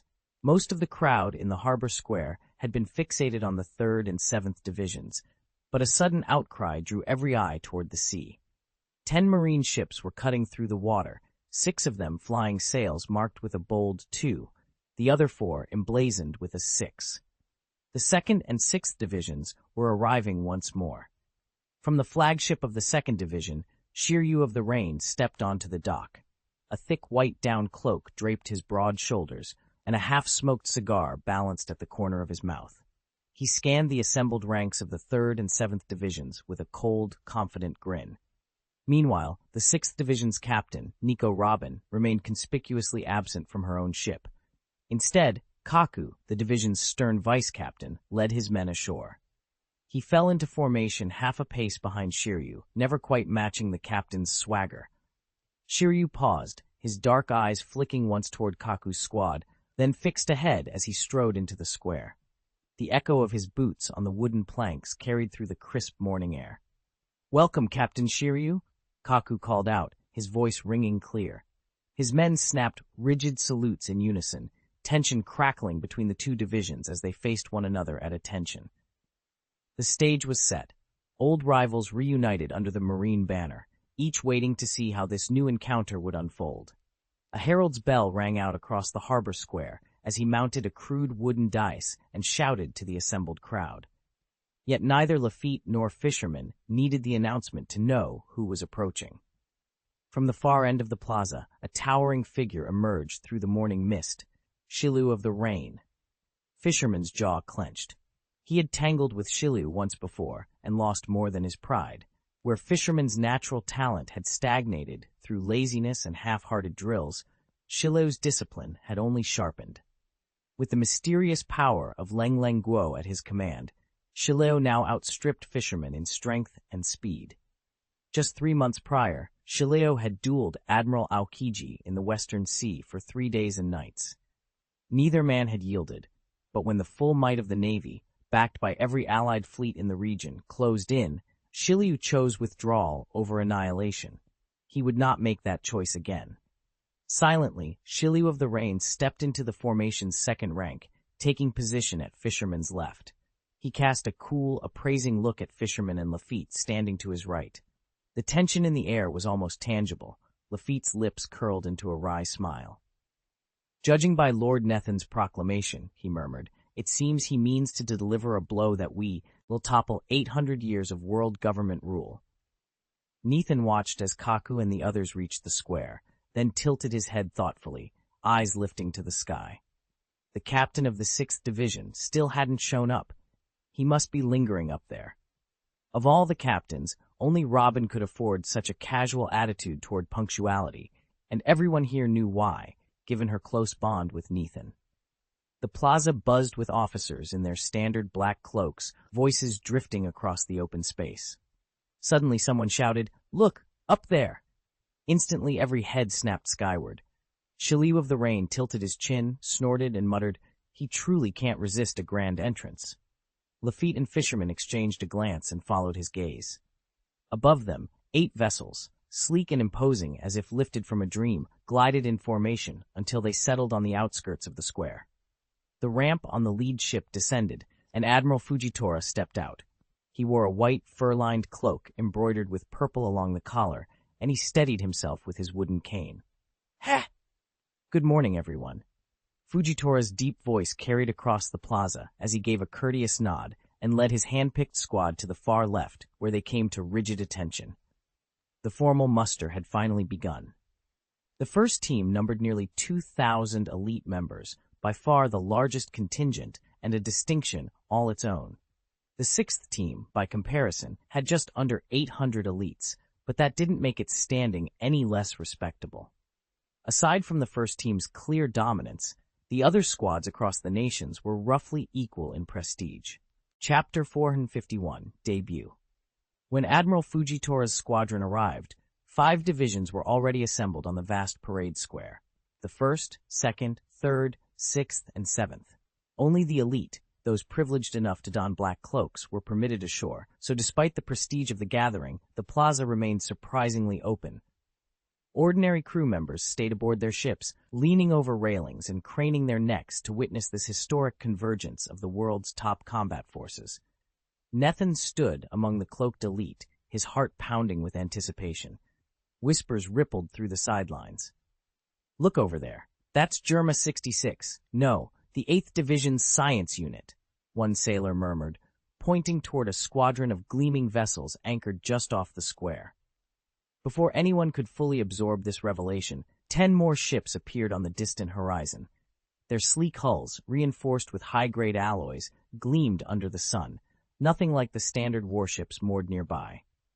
It was unmistakably the 8th Squadron under Wangguo's command, the legendary Science Corps. "Have they been summoned as well?" someone breathed, eyes wide with astonishment. As the new arrivals drew closer, a charged silence fell over the square. Every eye turned to those 10 imposing warships, eager to see what the 8th's debut would bring. Lafitte glanced over his shoulder and smiled. Although the 8th and 9th divisions are nominally on the same level as the others, both enjoy far greater autonomy. The 8th Division, better known as Germa 66, administers the entire North Blue, ruling over more islands than any other division. Its counterpart, the 9th Division, has remained stationed on Snake Island since its founding and has never once been deployed. Even during the various skirmishes between the nations and the world government, not a single 9th Division soldier ever showed up. So few had seen them that many had forgotten they even existed. There was no way they would miss an occasion of this magnitude.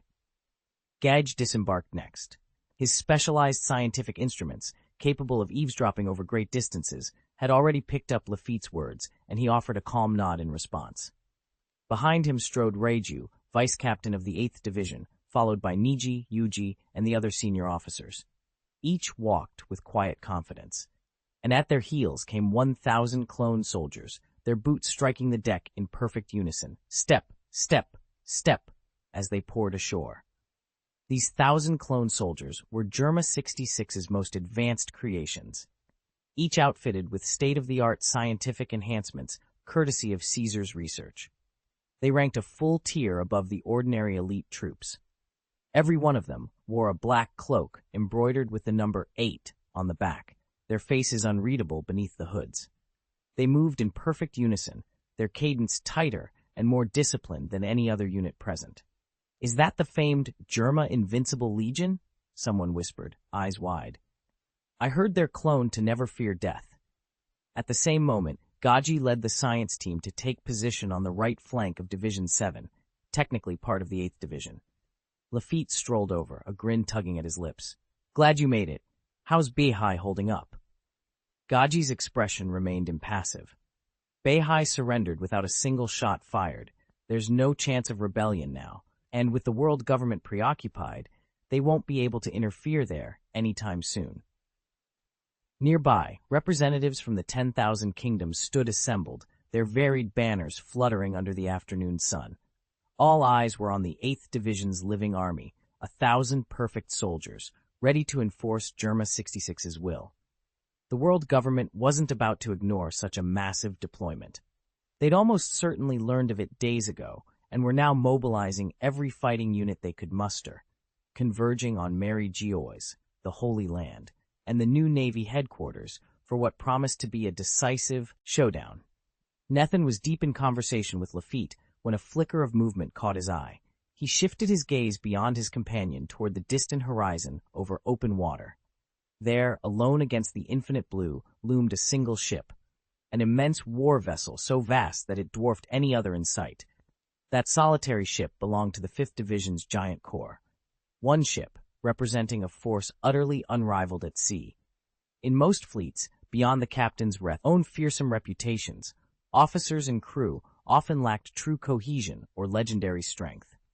But the 5th Division's giants were different. Their very presence struck awe and dread into all who beheld them, and for good reason. As the colossal hull cut through the waves, Nethan felt the full weight of their might, and knew that the coming battle would be unlike anything the world had seen before.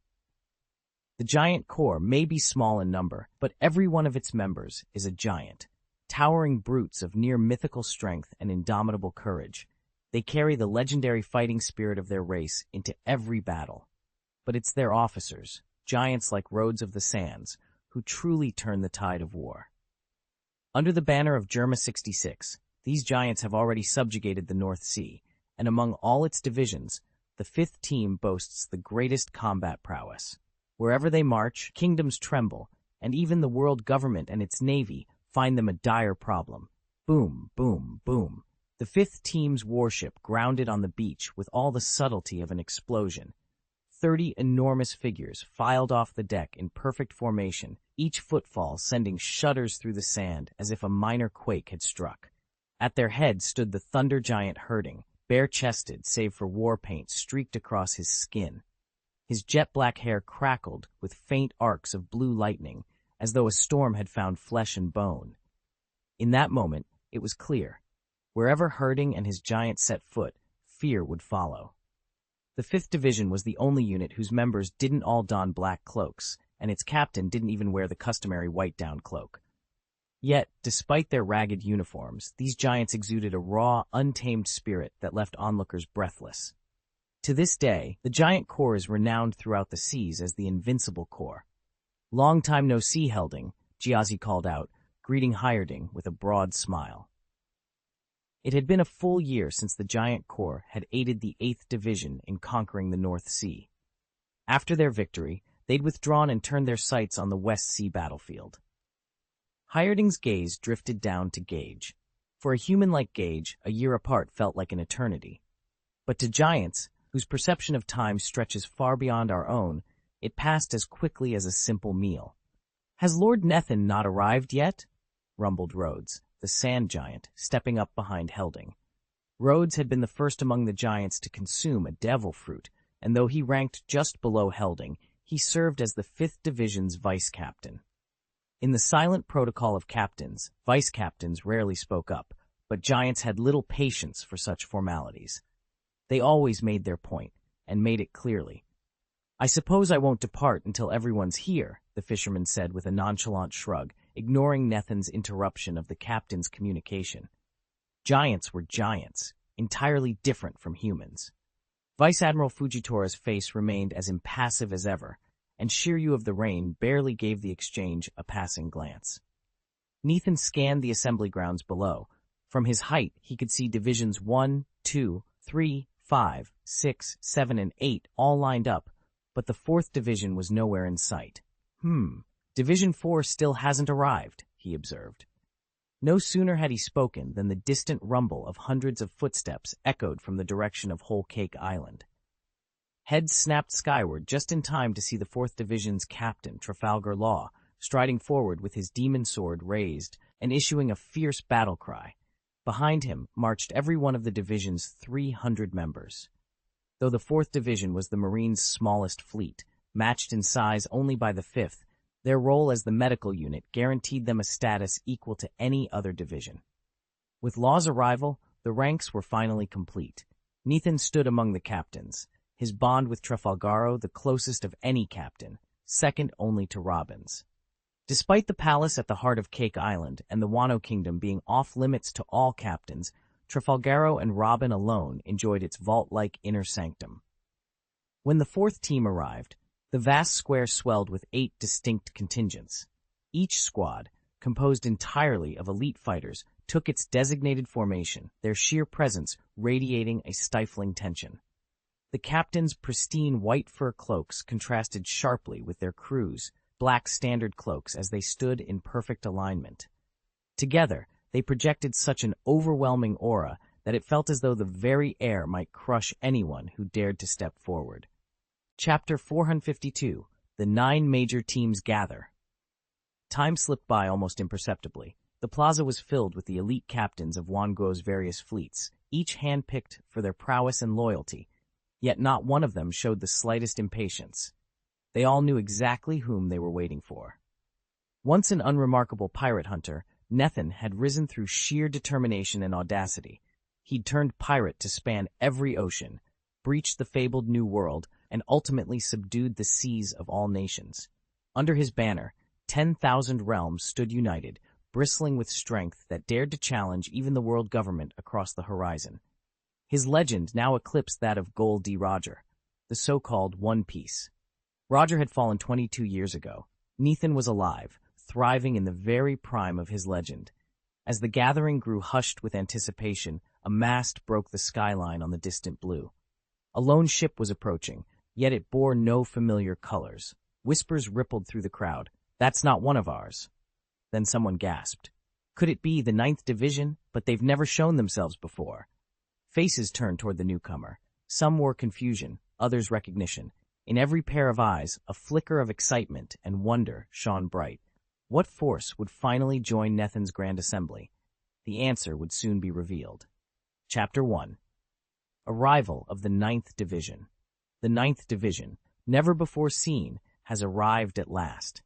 As the vessel eased into the harbor, a striking woman in a form-fitting purple kapau stepped onto the quay. Her skin was as pale as moonlight, her expression cool and imperious, yet every subtle gesture carried a breathtaking charm that had onlookers momentarily spellbound. Could that be the legendary pirate empress? One sentry whispered, his knees trembling as he struggled to wipe the sweat from his brow. Recovering himself, he lowered his voice in respectful awe. No question, Captain of the 9th Division, Boa Hancock. Commanding a phalanx of lithe, sword-wielding women from Nine Snake Island, Hancock crossed the grand square with statuesque poise. She never deigned to turn her head. Instead, her dark eyes swept haughtily over the assembled crowd. In that single glance, she seemed to dismiss every man there as beneath her notice. At the front of the 8th Division stood Captain Gaji, arms folded, watching Hancock take her position to his right. He nudged his lieutenant and murmured, "That's the famed Nine Snake Island contingent, certainly lived up to their reputation." Within the 10,000 kingdoms, Gaji only crossed paths with Hancock on rare occasion, yet her sudden appearance here had already set the entire military hierarchy abuzz with speculation. Enter Nethin. The 9th Division remained completely hidden in the darkness. Whether the conflict was a full-scale war or a minor skirmish, they never once showed their faces. In fact, for most of the captains assembled here today, this was the very first time they had laid eyes on the Empress herself. Hancock cast a brief glance at Gage, then turned away. She had no desire to exchange furtive signals. She had come solely to see this campaign against the world government through to its end. Though Amazon Lily lay isolated from the rest of the world and she seldom ventured beyond its shores, Granny Zay's network of informants kept her fully up to date on every upheaval at sea. She knew how Nethin had dismantled the beast pirates and how Rhodes had boldly declared war on the world government at Navy headquarters. She was aware, too, of the countless clashes between sovereign nations and the world government over the past 2 years. These events weighed heavily on her heart, for her deepest loathing was reserved for the celestial dragons who dominated this world. For centuries they had claimed mastery over heaven and earth, an arrogant sovereignty no one, not even the 4 emperors, was supposed to challenge. Nethin stood before the monolithic fortress of the world government, an immovable mountain, whose mere presence had long numbed him with despair. For years he had convinced himself that revenge was a hopeless dream. But today, everything changed. The first glimmer of a campaign to topple the celestial dragons, the tyrannical Tianlong people, had arrived. The dormant embers of his hatred erupted into flames the moment he heard the news. He could no longer remain on the sidelines. He didn't care about territorial skirmishes or the wider war between the nations and the world government. His sole focus was Marijois, the so-called Holy Land, that had tormented him for over a decade. This time, he vowed, its grandeur would be reduced to ashes. At the same moment, across the marble expanse of the Royal Palace Plaza, Empress Hancock made her entrance, and the reaction was immediate. Though she refrained from actively unleashing her hockey of allure, its subtle pulse still sent shivers through the assembled dignitaries. Only the strongest wills, elites drawn from every corner of the world, could resist its passive pull. Time slipped by with hypnotic speed. In the span of half an hour, the stage was set, and the world held its breath for the coming storm over Marijois. Finally, a clear voice rang out from above the plaza. A strange, milky-white cloud drifted slowly down, carrying 2 figures, Nethin and Robin. Nethin hadn't formally invited Robin into the 6th Division. He'd simply asked her to descend beside him. Below, the captains and vice-captains of all 9 squads watched Robin standing just behind Nethin. Surprise, curiosity, and restrained disapproval flickered across their faces, yet none dared speak. One by one, they averted their gazes. Hancock, positioned at the head of the 9th Division, lingered on Robin for a moment, then snorted softly and looked away. On the square, the giants of the 5th Division formed the centerpiece. Flanking them were the 1st through 4th Divisions on one side, and the 6th through 9th on the other, 8 divisions in perfect alignment. It was an impressive display, if a touch overblown. With a graceful step, Nathan descended from the cloud and landed before the assembled ranks. He swept a sharp glance over the warriors, then allowed a subtle smile to curve his lips. "Very well," he announced, his voice carrying across the plaza. "But remember, you must keep up the momentum. How can you have any doubts? You all stand here as Wanguo's finest."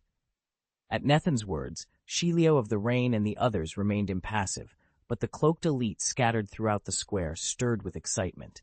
To them, Nathan was a living legend. Most had never even seen him in person, yet now he was calling them the greatest warriors of the nation. Pride swelled in their chests. "I needn't remind you why we've convened today." From the platform, Nathan swept his gaze over the gathered ranks. "The New World belongs to us. The North Sea and the West Sea already answer to Wanguo's command.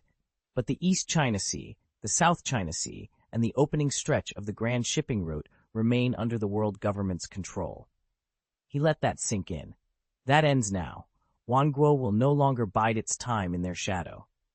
He paused, letting his words echo across the silent square, then raised his arms as if embracing the very horizon. "Look around you. One final war, and we will finish this once and for all. Our objective, to strike at the heart of our enemy and destroy the holy land of Mary Gioia." A wave of cheers rolled through the crowds as Nathan's declaration hung in the air, sealing their resolve for the war to come. As Nathan's words rang out across the plaza, every face in the crowd, whether hardened elite from the rival crews or esteemed captains like Shilio of the Rain, brightened with excitement. At last, the day they had fought so long to see had arrived. They had gone from struggling just to survive on the open seas to challenging the 4 emperors for control of the New World. The Wanguo crew stood on the brink of ultimate victory, with only one final battle left before they could claim total dominion. Many here once believed that conquering the seas, charting the Grand Line, and earning the coveted title of Pirate King were distant dreams. Yet in the span of a heartbeat, they'd surpassed every one of those goals.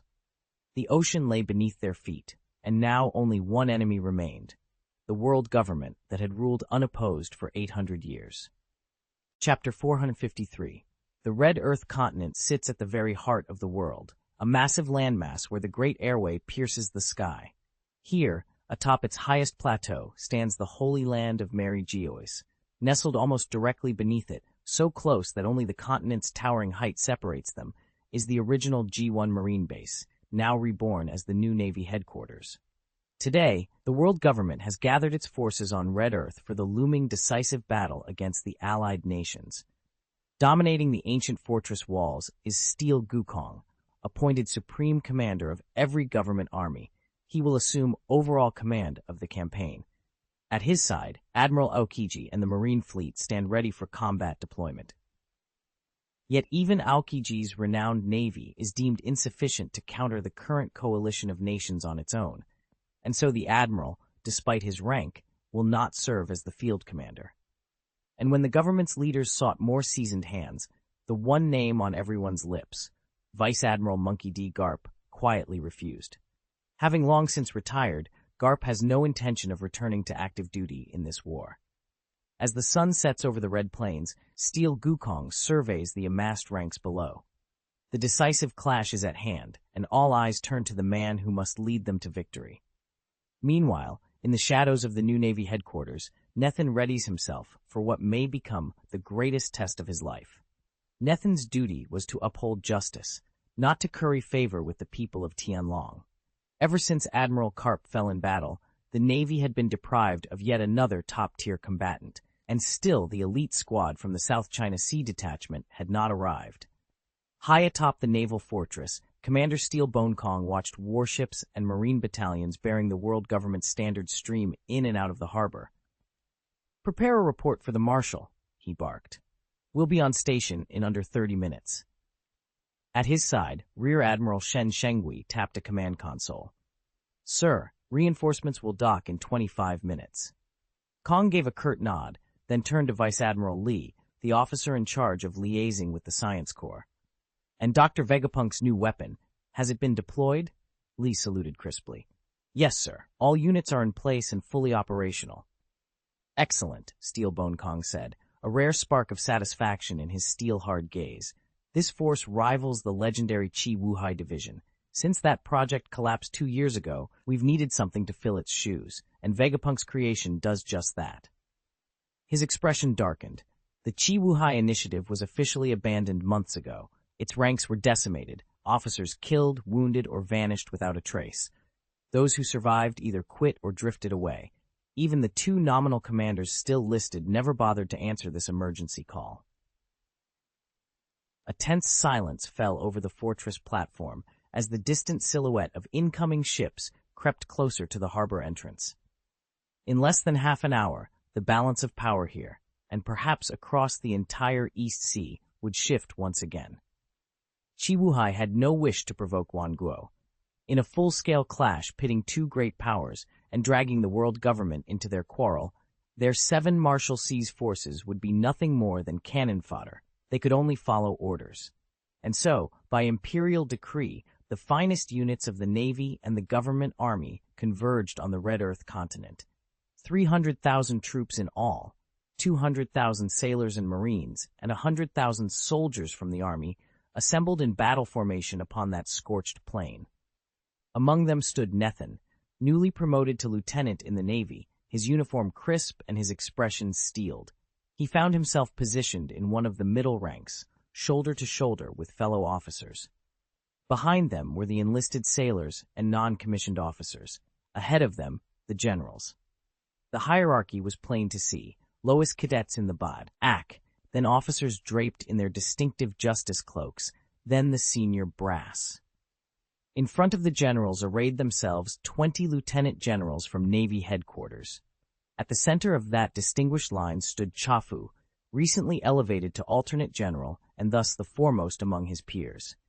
And at the very front of the formation, the world government's 3 supreme admirals took their stations. Their reputations alone were enough to send shivers through any foe. The inscrutable Peach Rabbit, the fearsome Yellow Ape, and a third whose very title was whispered in hushed tones throughout every deck and barracks. Nethan's heart pounded as he watched those towering figures survey their forces. The coming conflict would be the greatest challenge any of them had ever faced, and he, a mere lieutenant, would have to prove himself worthy amid the thunder of cannon and the tumult of war. Nethan took a deep breath as he surveyed the assembled officers. Before him stood the Green Bull, the 20 lieutenant generals of Navy headquarters, and the 3 admirals, truly the most formidable fighters under the world government's banner. Around him, elite captains and commanders drawn from every branch and regional base bristled with anticipation. None had ever witnessed such a concentration of naval power. Among those lieutenants general, one man drew everyone's eyes. Kabi, newly appointed acting fleet admiral. A former disciple of Admiral Garp, Kabi had spent the past 2 years locked in brutal conflict with the forces of Wanguo. Time and again, he'd broken through his limits, honing his observation haki to the point where he could almost foresee his opponent's moves. While his strength still fell short of Monkey D. Luffy's, the newly crowned pirate king, his promotion confirmed him as the most likely successor to Admiral Kizaru. Stepping forward, Nethan snapped a crisp salute. "Admiral Kong," he reported, "the Navy headquarters' full combat force is assembled and ready for your orders." Aoki stood at the edge of the naval encampment, draped in the Admiral's cloak of justice, its golden epaulettes gleaming in the dawn light. He snapped a crisp salute as he addressed the man before him, Steelbone Kong. Once an admiral who'd risen only as far as lieutenant general, Kong had spent the past 20 years climbing the ranks. Today, he held the dual titles of General Marshal of the World Government Army and Marshal of Navy Headquarters. Steelbone Kong inclined his head in acknowledgement, then shifted his gaze to another officer waiting nearby. "Report, Commander." A dark-skinned man, supreme commander of the government forces, stepped forward. "Marshal Kong, all units of the government army have assembled and stand ready." In a world ruled by the sea, the government army's power always lagged behind that of the Navy.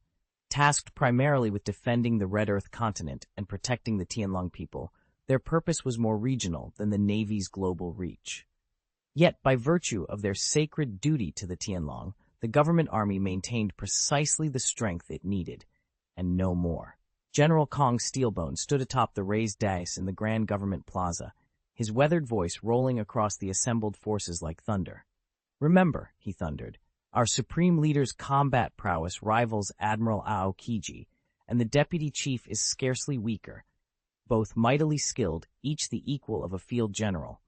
Form up and hold your positions. Until the enemy appears, there must be no slacking."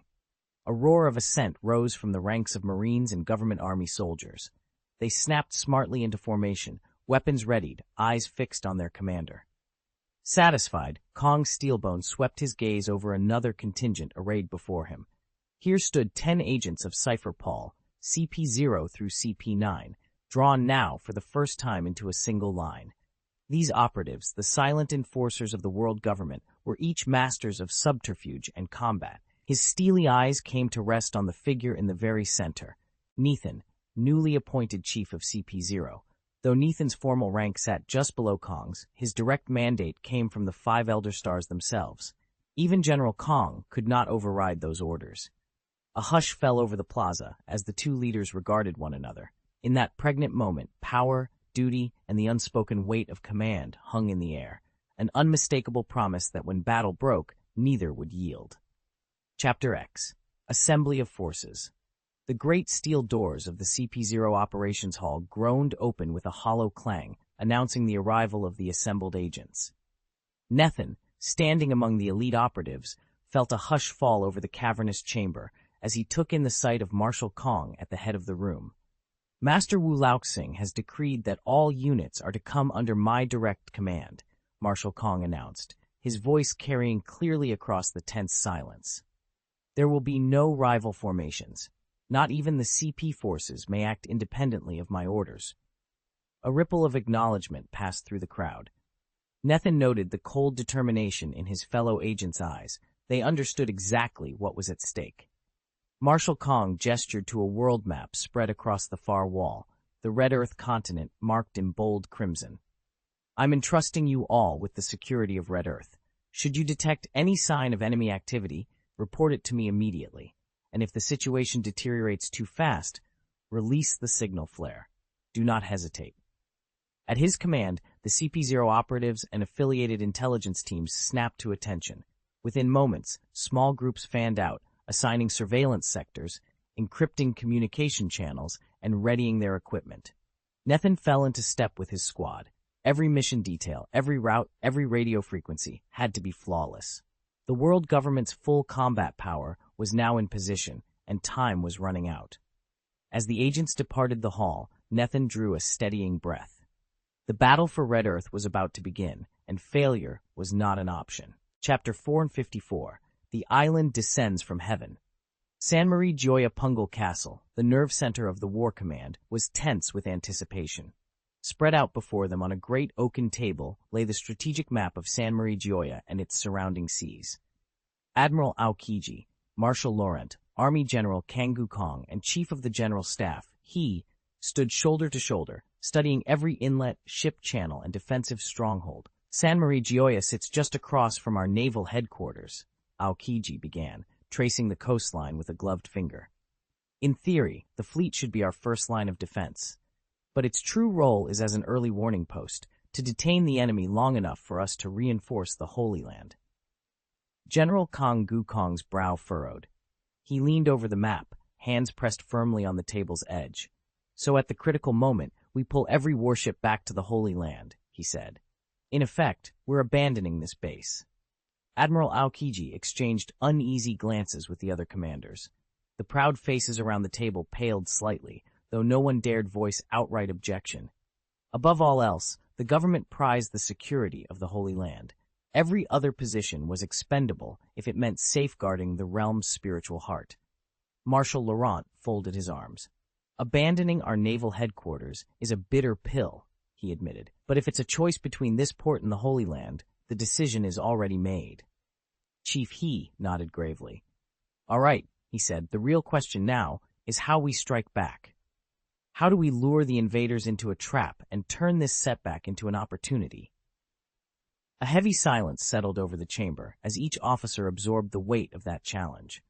The island of San Maria Gioia might lie open to the skies, but it would not fall easily. They would need every ounce of cunning and every ship in their fleet to turn the tide of war. Chief of Staff Nathan leaned forward, resting his chin on his clasped hands. "They've got too many ways to strike," he said, his voice low but firm. "It's impossible to prepare defenses for every possible attack. We must focus on the most likely scenarios and hope for the best." Around the table, the dozen admirals exchanged uneasy looks. The war room's dim lights cast long shadows on the screens that displayed fleet positions and threat assessments.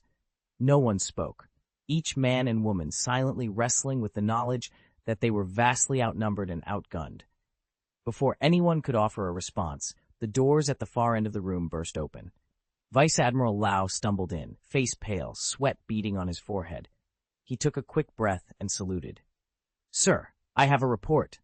All eyes snapped to him. Nathan straightened in his chair and nodded. "Go ahead."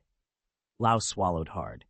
"Our surveillance flotilla, every ship and all reconnaissance drones over Wanguo have been destroyed. We've lost all eyes in that sector. They hit us harder than we anticipated." A murmur ran around the table. Nathan's expression remained calm, though inside he acknowledged the setback. It was exactly what their enemy would do, deny them any warning of the coming assault. "All right," Nathan said, rising. "We expected this possibility. Move everyone to battle stations. Prepare the remaining fleets for immediate deployment. Signal every command post. No unit stands down." General Marshal Steel Gukong snapped to attention at the head of the table. His steel-gray uniform was unblemished, his posture unyielding. With a single, decisive gesture, he silenced the room. "They're on their way," Steel Gukong announced in a voice that brooked no argument. "The fate of our world rests on what we do in the next few hours. Let none of us fail." With that, the war room emptied in an instant, officers scattering to carry out their orders. Outside, the low hum of energy shields and the distant rumble of engines echoed through the corridors of the flagship. The battle to save everything they held dear was about to begin. Aokiji inhaled sharply but said nothing.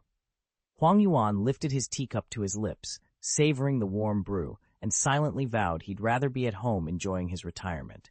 Momotu remained unreadable, his hand never straying far from the cold steel of the scabbard at his side. After a few moments of tense silence, the meeting drew to a close. One by one, they rose and filed out of the conference chamber, each heading for a different post. Yellow Monkey, Peach Rabbit, and Green Pheasant were ordered back to Navy headquarters as its frontline defenders. Their unparalleled speed and adaptability made them ideal for guarding the base, and, should any nation mount a direct assault on the Holy Land of Marijoy, they could deploy there from headquarters at a moment's notice. Meanwhile, Green Bull stayed behind in Marijois, joined by the backup admiral known as T-Dolphin. Tasked with overseeing the Holy Land's defenses, the two formed a formidable pair. Green Bull's unshakable strength counterbalanced by T-Dolphin's uncanny ability to foresee looming threats.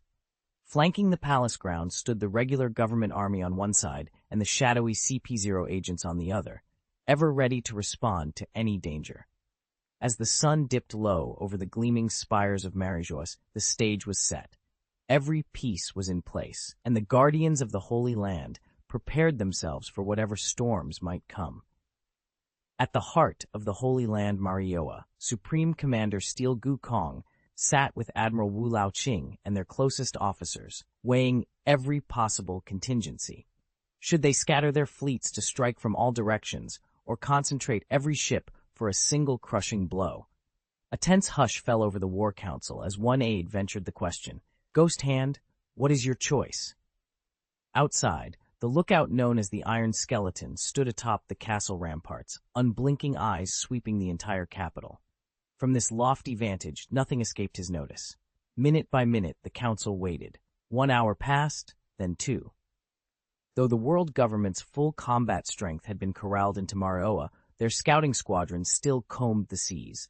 Every fragment of intelligence on the allied nations' fleet positions was worth its weight in gold, which meant the loss of even a single warship was a sacrifice they could justify.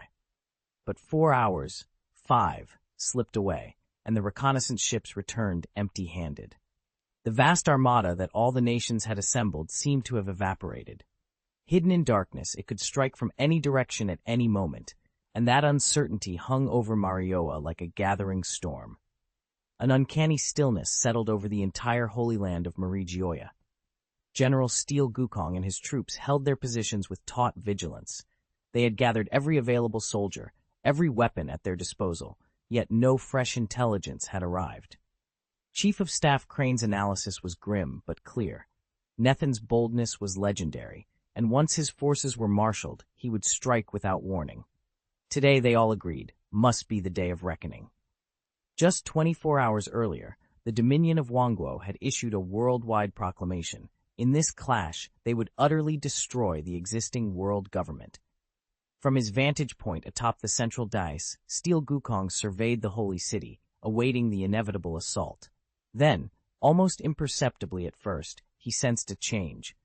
The charged tension in the air deepened into something more tangible, an oppressive weight that pressed in on every breath. It wasn't mere anxiety. The very density of the atmosphere seemed to thicken around them, as if unseen hands were squeezing the space itself. At first, the shift went unnoticed, but increasingly it bore down on the assembled forces. Even Steel Gukong's normally impassive expression flickered with concern, as he realized this was no ordinary prelude to battle, but a portent of something far more dangerous. Nethin felt a chill run down his spine. Could it really be? At that moment, Steel Gukong's face went pale, and he jerked his head skyward. In the same instant, the head of CP0, the user of the natural air fruit, the T-Dolphin, Kebi, and every other top-tier scholar snapped their gazes upward as well. Kebi, standing guard at Navy headquarters, stumbled back, eyes wide. An attack on this scale? I never imagined it. One by one, Qingji, Huangyuan, and Qiqi realized what was happening and lifted their heads in unison. Across the command chain, lieutenant generals, admirals, and ordinary soldiers alike froze, horror and disbelief etched on their faces. High above the sky dome, a dark shape descended toward the holy city of Marigiois. At first it looked like a shadow, but then Nethin saw the truth. It was an island, a vast landmass, large enough to support an entire nation, and it was plummeting straight down. The island was falling. There was no mistaking it. This was the 10,000 nations launching a full-scale assault, the overture to the decisive battle. Damn, they actually managed to hoist an entire island into the sky. Steel Gukong's face went ashen. It wasn't that they hadn't anticipated an aerial attack. They'd prepared the Holy Land's defenses for exactly that, but they'd never imagined seeing an island descending from the heavens. To lift something of that size aloft, could it be the work of the dead golden lion? Unless they've gotten hold of the Piao Piao fruit. If so, its power would spell disaster for them all. Chapter 455, The Holy Land Under Siege.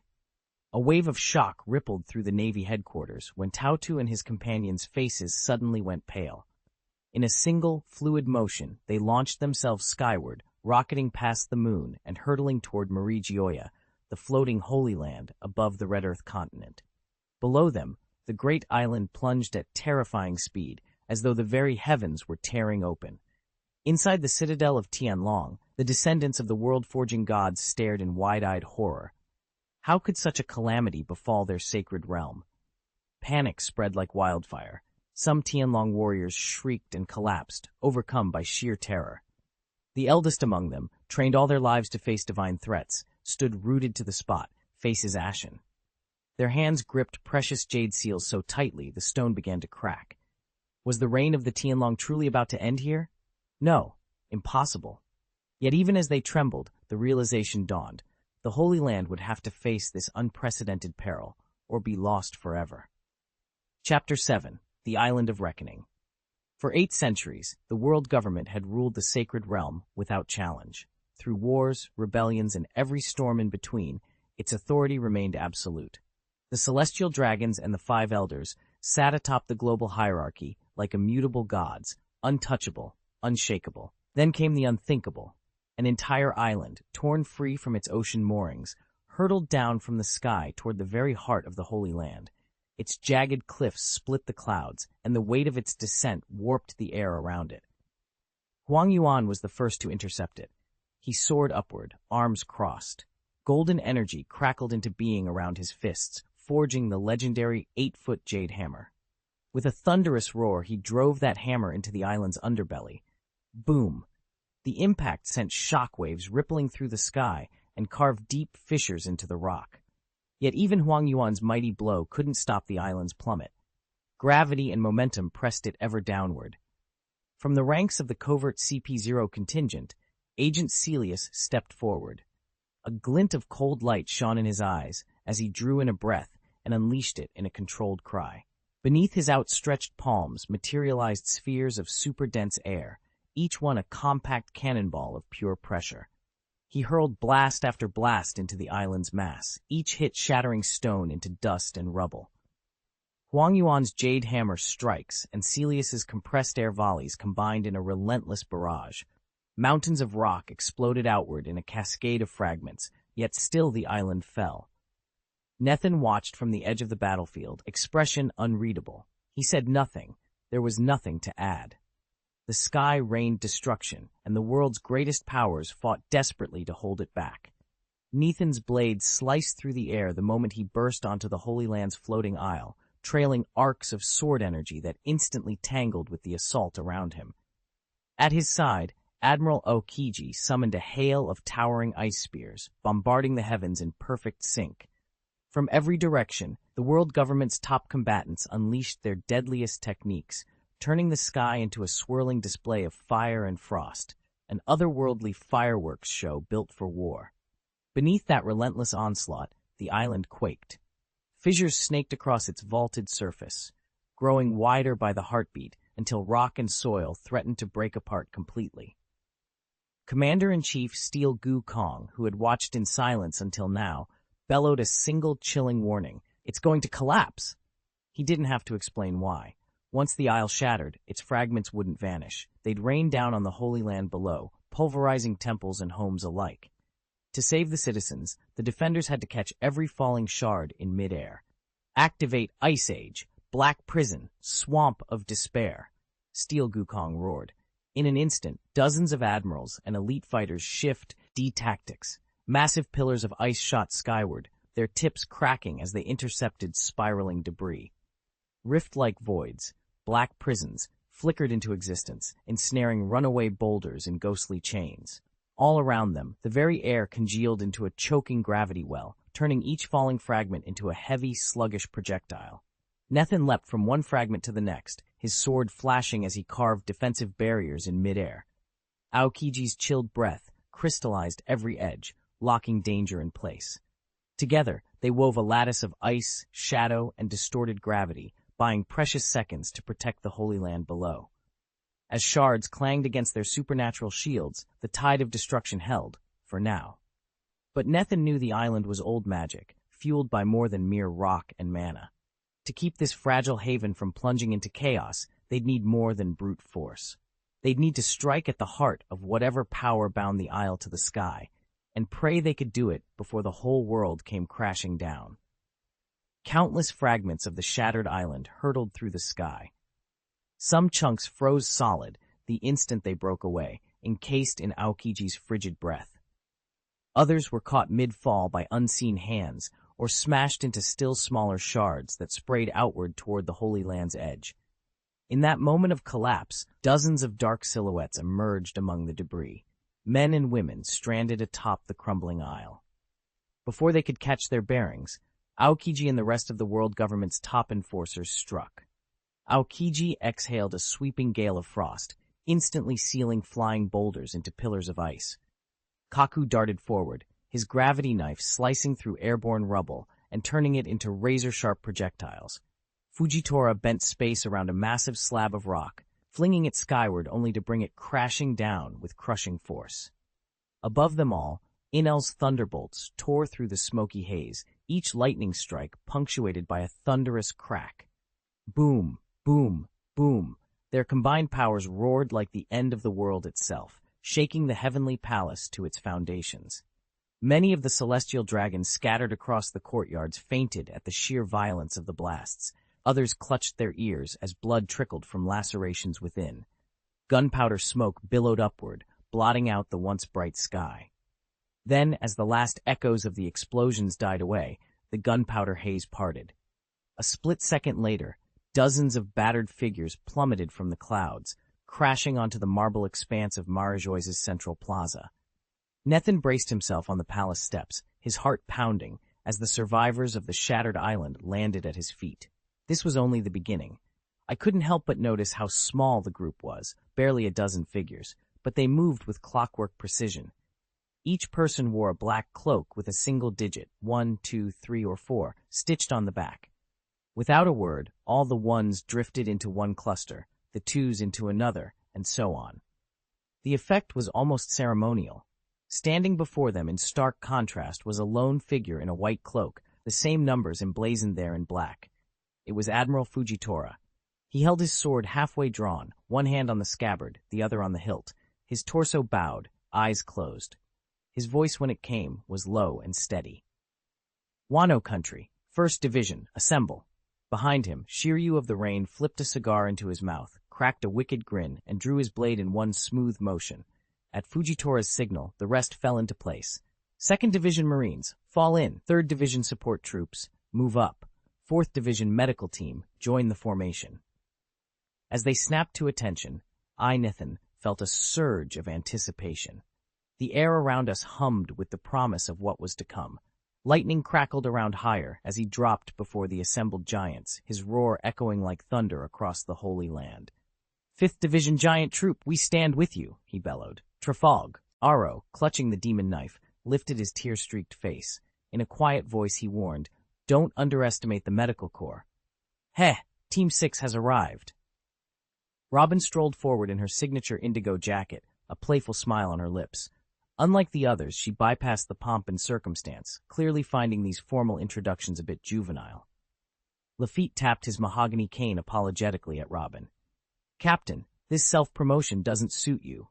He offered a wry grin, then tipped his top hat to Steel Gukong and the rest.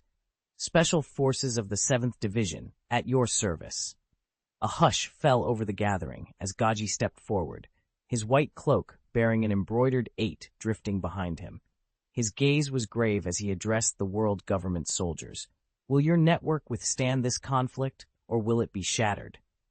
With that, the science team joined the ranks, each member resolved and ready for the battle to come. It was time to settle the score once and for all. Clad in a stunning scarlet cheongsam, Empress Hancock stood on the shore of Amazon Lily, flanked by her fiercest warriors. Her gaze, as icy as winter's first frost, was locked onto the holy land of Marijois across the sea. There was no need for Admiral Fujitora or his officers to recite their lineages. Marshal Kong and his captains already knew exactly whom they faced. If, after 2 years of skirmishes, the world government's finest still couldn't recognize their opponent, then they were unworthy of their ranks. Marshal Steel Gukong's face darkened at the thought. The original plan had been simple. Bar any intruder from Marijois, lure them into an ambush, and crush them. Yet no one had foreseen the world government's trump card, Island Skyfall, which had teleported the captains and elite officers of the 9th Fleet straight into the heart of the celestial dragon's domain. A gentle patter of rain fell as a familiar voice drifted across the clearing. Zilyu of the Rain, hand lightly resting on her sword's hilt, stepped forward from the tree line and fixed Marshal Kong with a steady, cool stare. I haven't seen you in many years, Marshal Kong. Nethin squared off against Steel Gukong, his former commander, who now regarded him as little more than a traitor. Steel Gukong's voice was ice-cold. I entrusted you with the defense of Jinjin City and advanced you through the ranks. And this is how you repay both the government and my faith in you. A slow, mirthless smile curved Nethin's lips. Promotion? He echoed. You'll have to forgive me if I don't see being tossed into that bottomless pit on the 6th tier of the proving grounds as any kind of advancement. Sounds more like a demotion to me. Steel Gukong opened his mouth to retort, but Nethin's expression snapped shut, replaced by a stare as sharp and unforgiving as drawn steel. In one fluid motion, he drew his sword, its blade humming in the tense air. Enough of your empty threats. Know this, the world government can no longer hold me down. Chapter 456. Steel Gokong scanned the battlefield, his eyes darting from Shiryu of the Rain to the other commanders, yet there was no sign of Nethan. A dark weight settled in his chest. He wasn't afraid of Nethan showing himself up front. He was far more worried that Nethan was lurking unseen, protected by that mysterious space-folding ability no one has been able to detect. But there was no time for such worries. The instant Shiryu of the Rain's rallying cry died away, Wanguo's elite forces, led by their captains, poured forward in a bold, full-scale assault. Fujitora hefted his kanasaber, and with a casual swing, 3 blazing meteorites tore through the sky. They crashed down in a shower of fire and concussive force, setting the air rippling with heat. At the same moment, Shiryu of the Rain swept his blade in a perfect arc. A wave of icy sword chi radiated outward, encasing everything in a glacial wind. In an instant, the sacred realm of Mary Geoise was transformed into a frozen hell. Ice Ball! Aokiji's deep voice boomed as he leapt into the air, condensing moisture around him into a colossal sphere of frost. From above, he aimed to freeze the advancing warriors, solid in one fell stroke. Amidst the roar of battle and the clash of elements, neither side was prepared for what would happen next. Nethan's hidden power, folded into the very fabric of space, lay poised to strike from the shadows. Fujitora remained perfectly calm as the blazing meteor hurtled toward the deck. With a single outstretched hand, he formed a sphere of crackling ice that swept up and intercepted the falling rock. In the next instant, he brought his cane sword down in a smooth arc, shattering the ice and scattering glittering shards in all directions. At that same moment, a fierce light ignited in Momotu's eyes. His form flickered, and in the blink of an eye, he was standing before Shiryu of the Rain. The blade in Momotu's hand seemed to swell into a massive greatsword, its edge humming with the raw power of haki. Then, with a roar of effort, he unleashed a single, devastating strike. Clang! Shiryu met the blow head-on, parrying with practiced precision. They held fast against one another, the shockwave of their clash rippling through the air like thunder. Although the Navy and the world government had skirmished relentlessly over the past 2 years, these two warriors had never faced off, until now. Each found the other's strength perfectly matched. Momotu inhaled deeply, determination hardening his features. He tightened his grip on the hilt and pressed forward, resolved to end this duel swiftly. Blade against blade, he and Shiryu of the Rain launched into a fierce, unyielding one-on-one battle. A tense standoff had formed on the battlefield. Admiral Aokiji and Vice Admiral Momotu were locked in combat with Admiral Fujitora and Rear Admiral Shiryu of the Rain. At the same time, fishermen had already engaged the newly arrived T-Dolphin. "Stay right where you are," Fisherman muttered under his breath. Over the past 2 years, he and the T-Dolphin had clashed repeatedly, each battle ending in a perfect stalemate. Only a brutal, 3-day, 3-night marathon could force a victor from their evenly matched skills. The Dolphin, who prided himself on anticipating every move, had no desire for another long, drawn-out fight, but Fisherman's speed was simply inescapable. Even foreseeing an attack left him powerless to dodge it. Suddenly, a blur of white swept across the field. A lone figure, cloaked in white, his face hidden, had slipped in behind the 3rd Division's ranks. It was none other than a CP0 agent, the world government's deadliest spy. In the time it took most men to take a breath, he'd cut down the 3rd Division's elite squad, his strikes precise and merciless. With Fisherman and the T-Dolphin absorbed in their duel, no one was left to stand between CP0 and its next victims. The clash on the front line was about to take a far darker turn. A split second before the attack connected, a pitch-black shape flickered into being and slid directly in front of him. Their blades met with a sharp clang, sending both warriors stumbling 2 paces backward.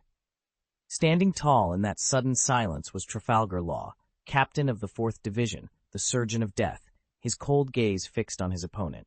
Across from him stood Vice President Zhang of CP0, his expression unreadable beneath the lantern light. Law settled the demon's blade in his grip and spoke in the same cool, measured tone he was known for. "Vice President Zhang, we've never dueled before. Let's see how many of my techniques you can withstand." Zhang drew in a quiet breath, lips curling into a thin smile. Save your theatrics. Don't expect me to go down in 3 or 5 moves, he replied. I won't be babysat back to health, so bring your best. Without warning, they struck again. Swords cut through the night as Law and Jang traded blows, each parry and thrust echoing in the vast chamber. At the same moment, 2 more battles ignited nearby. Lafitte clashed with another CP0 deputy, and Nico Robin faced off against an elite officer from the government army. The CP0 deputies were formidable, on par with the surveillant generals like the T-Dolphins, but Lafitte had sharpened his skills on countless voyages at sea, and Robin's mastery of her devil fruit powers made her a match for any government operative. Sparks flew, shadows danced, and the clash of steel rang out, heralding a brutal contest in the heart of the underworld's deadliest agents. Nathan had been traveling with her for so long that even though she rarely showed up on the front lines, any time he came across a powerful item he couldn't put to use himself, he'd hand it over to her. It was through that steady supply of devil fruits, weapons, and experimental gear that her strength climbed to its current heights. But for Robin and Lafitte, this was essentially as far as Nathan's own support could carry them. Breaking beyond this threshold, ascending to true admiral-level power, would demand something far more extreme. Multiple brushes with death, each one shattering their limits from the inside out. Only survivors of such life-and-death ordeals could hope to attain real admiralty strength. All right, clean up the stragglers. Jiaji lowered his spear and called out, eyes gleaming. CP operatives in our clutches now. Niji, Reiju, and the rest knew they weren't a match for the vice-directors of CP0, but they could handle any rank-and-file CP0 agents or CP9 specialists still fighting. With that, the vice-captains from every squad, backed by Jiaji's scientific troops, surged forward. They collided head-on with the government's intelligence corps and elite security units, though the structure of these forces mirrored CP Neuro's organization in many ways. Only one side would walk away holding the field. Nathan surveyed the battlefield. On the government army's side stood their commander, flanked by 2 deputy chiefs. One of those deputies, his eyes glinting with impatience, was already charging forward, intent on cutting down allies like Niji before reinforcements could arrive. But he never made it. A sudden streak of pink shot through the air. The deputy chief sensed the threat at the last moment, twisting aside to dodge the volley. He landed hard, eyes narrowing as he peered toward its source. High above the fray stood the pirate empress herself, Boa Hancock. Towering over ordinary soldiers, she regarded the deputy chief with cool, silent contempt. Then, in a quiet voice that carried unmistakable menace, she warned him, "Don't ever speak my family's name again." Before he could recover, Hancock launched herself down from her perch and collided with him in a flurry of blows. Despite her natural prowess, matching a deputy chief of the government army was no easy feat. But over the past months, under Nathan's tutelage during their training sessions on Amazon Lily, she had grown far stronger. Her mastery of hockey had deepened, her devil fruit abilities had sharpened, and her physical conditioning had reached new heights. Now she moved with a confidence and power that rivaled even the army's elite. As the 2 opponents traded strikes, the battlefield fell silent for a heartbeat. Everyone watching the clash between an imperial deputy chief and the legendary pirate empress, newly honed by Nathan's guidance. Nathan, commander of the government army, hovered at the edge of the battlefield, his cold gaze sweeping over the chaotic clash below. The rebel forces, an uneasy coalition drawn from every nation, had seized the initiative, and now his own soldiers were being swallowed by the melee. He clenched his fists. He could no longer remain on the sidelines. With a surge of will, Nathan propelled himself into the sky, only to be halted by a crack of thunder that split the air. A jagged bolt of lightning struck so close that heat singed his face. Above him, bathed in crackling electricity, stood Hayardin, the thunder giant. From the crown of his head to the soles of his feet, he shimmered with raw storm energy, as though a god of thunder had descended to the mortal realm. "For Elbaf, for the glory of all nations," Hayardin bellowed, his voice echoing like rolling thunder. The heavens darkened instantly, the sky turning into a churning sea of slate-gray clouds. With a roar that shook the very air, Hayardin unleashed wave after wave of lightning, each bolt striking like a rain of white-hot spears. Though Elbaf had once stood proudly independent, it now answered to the allied nations, so Hayarden fought not only for his island, but for the honor of every kingdom. Fury flared in Nethin's eyes.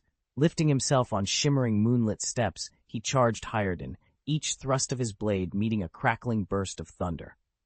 The two titans collided above the battlefield, titanic forces locking in a duel that lit the sky. Within minutes, the skirmish on the ground erupted into all-out war. Flames licked across the sacred fields of Marijoas, and the once peaceful Holy Land was consumed by the fire and fury of battle.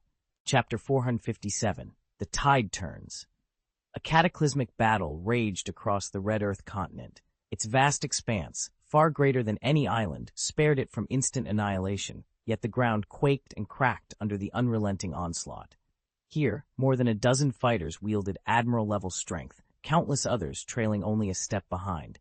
At full power, an admiral can reduce an island to rubble in minutes, and a large one even more swiftly. On the world government side, their champions were arrayed and ready.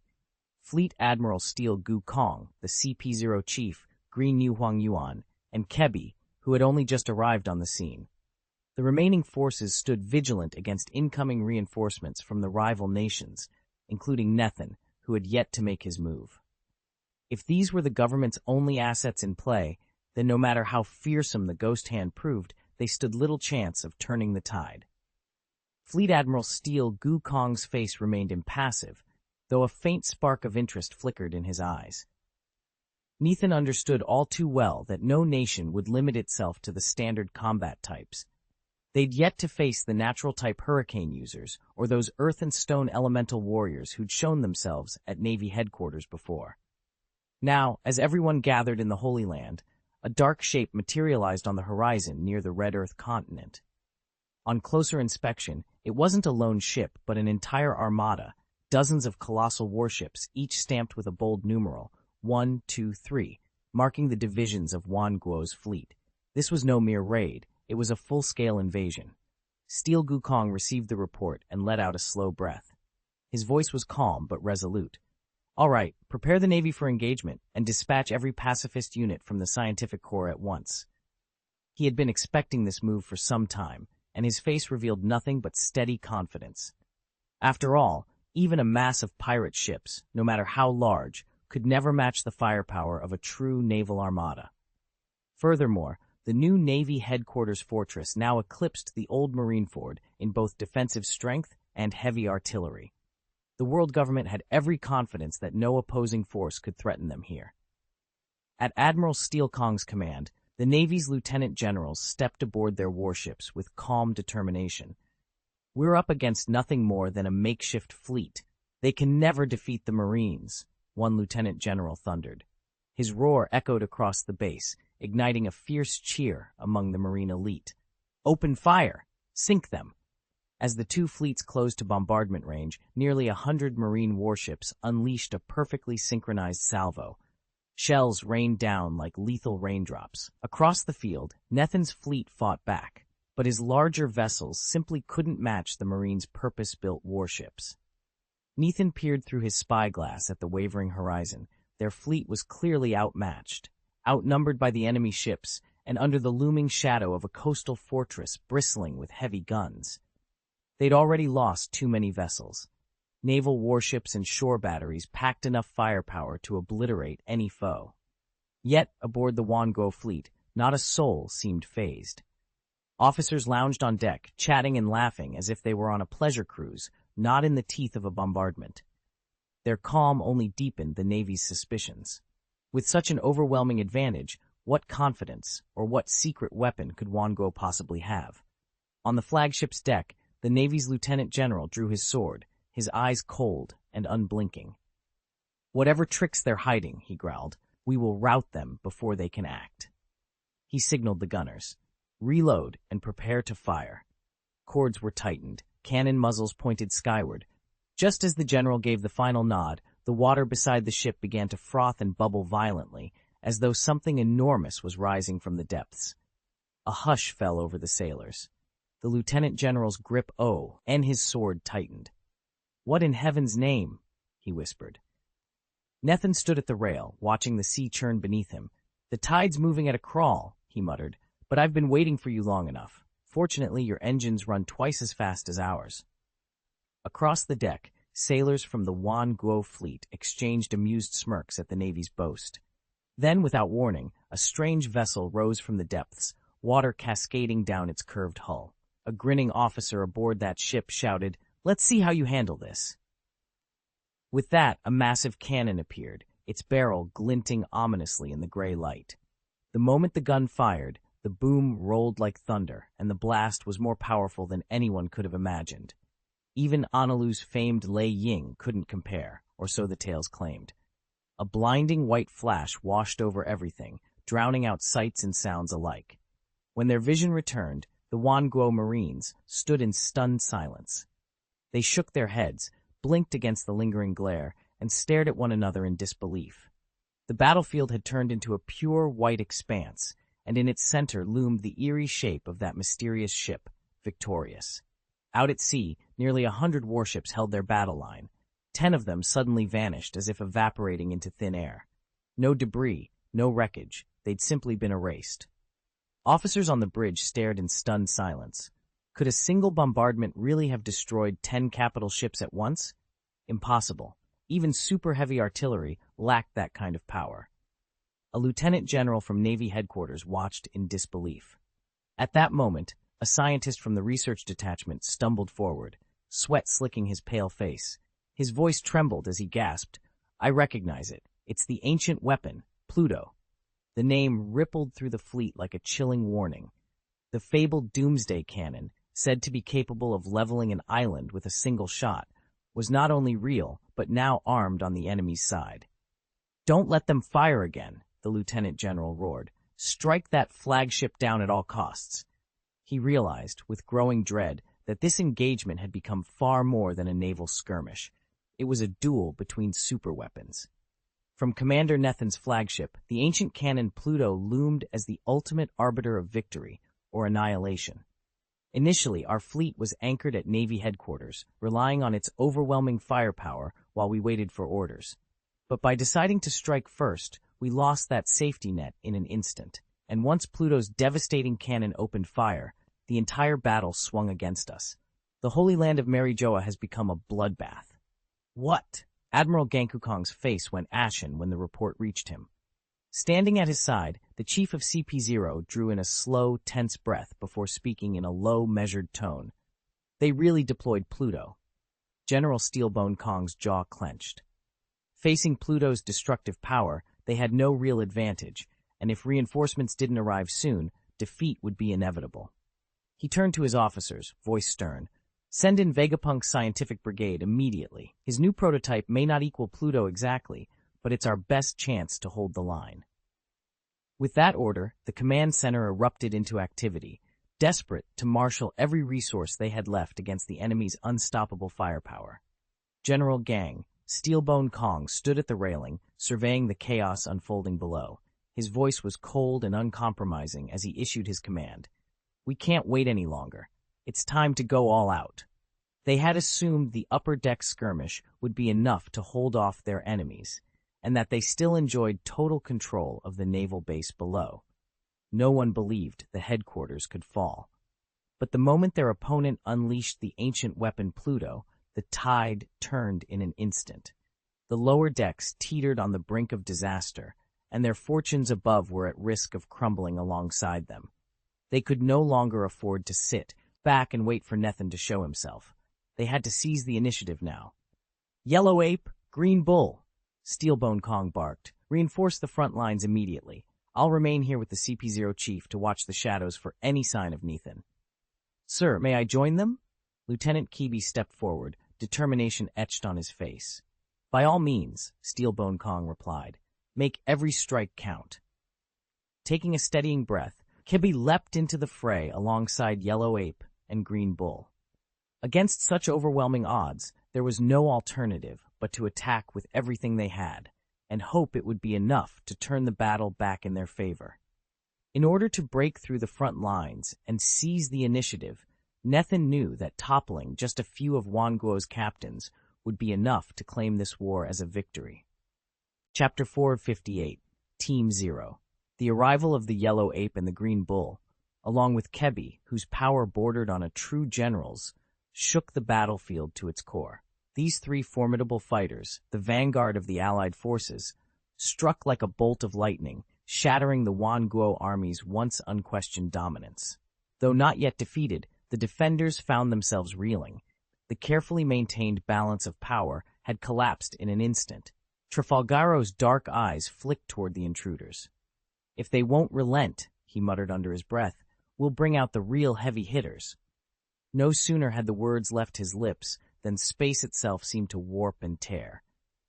Out of the rippling void stepped four figures, each swathed in the same white-feathered captain's cloak.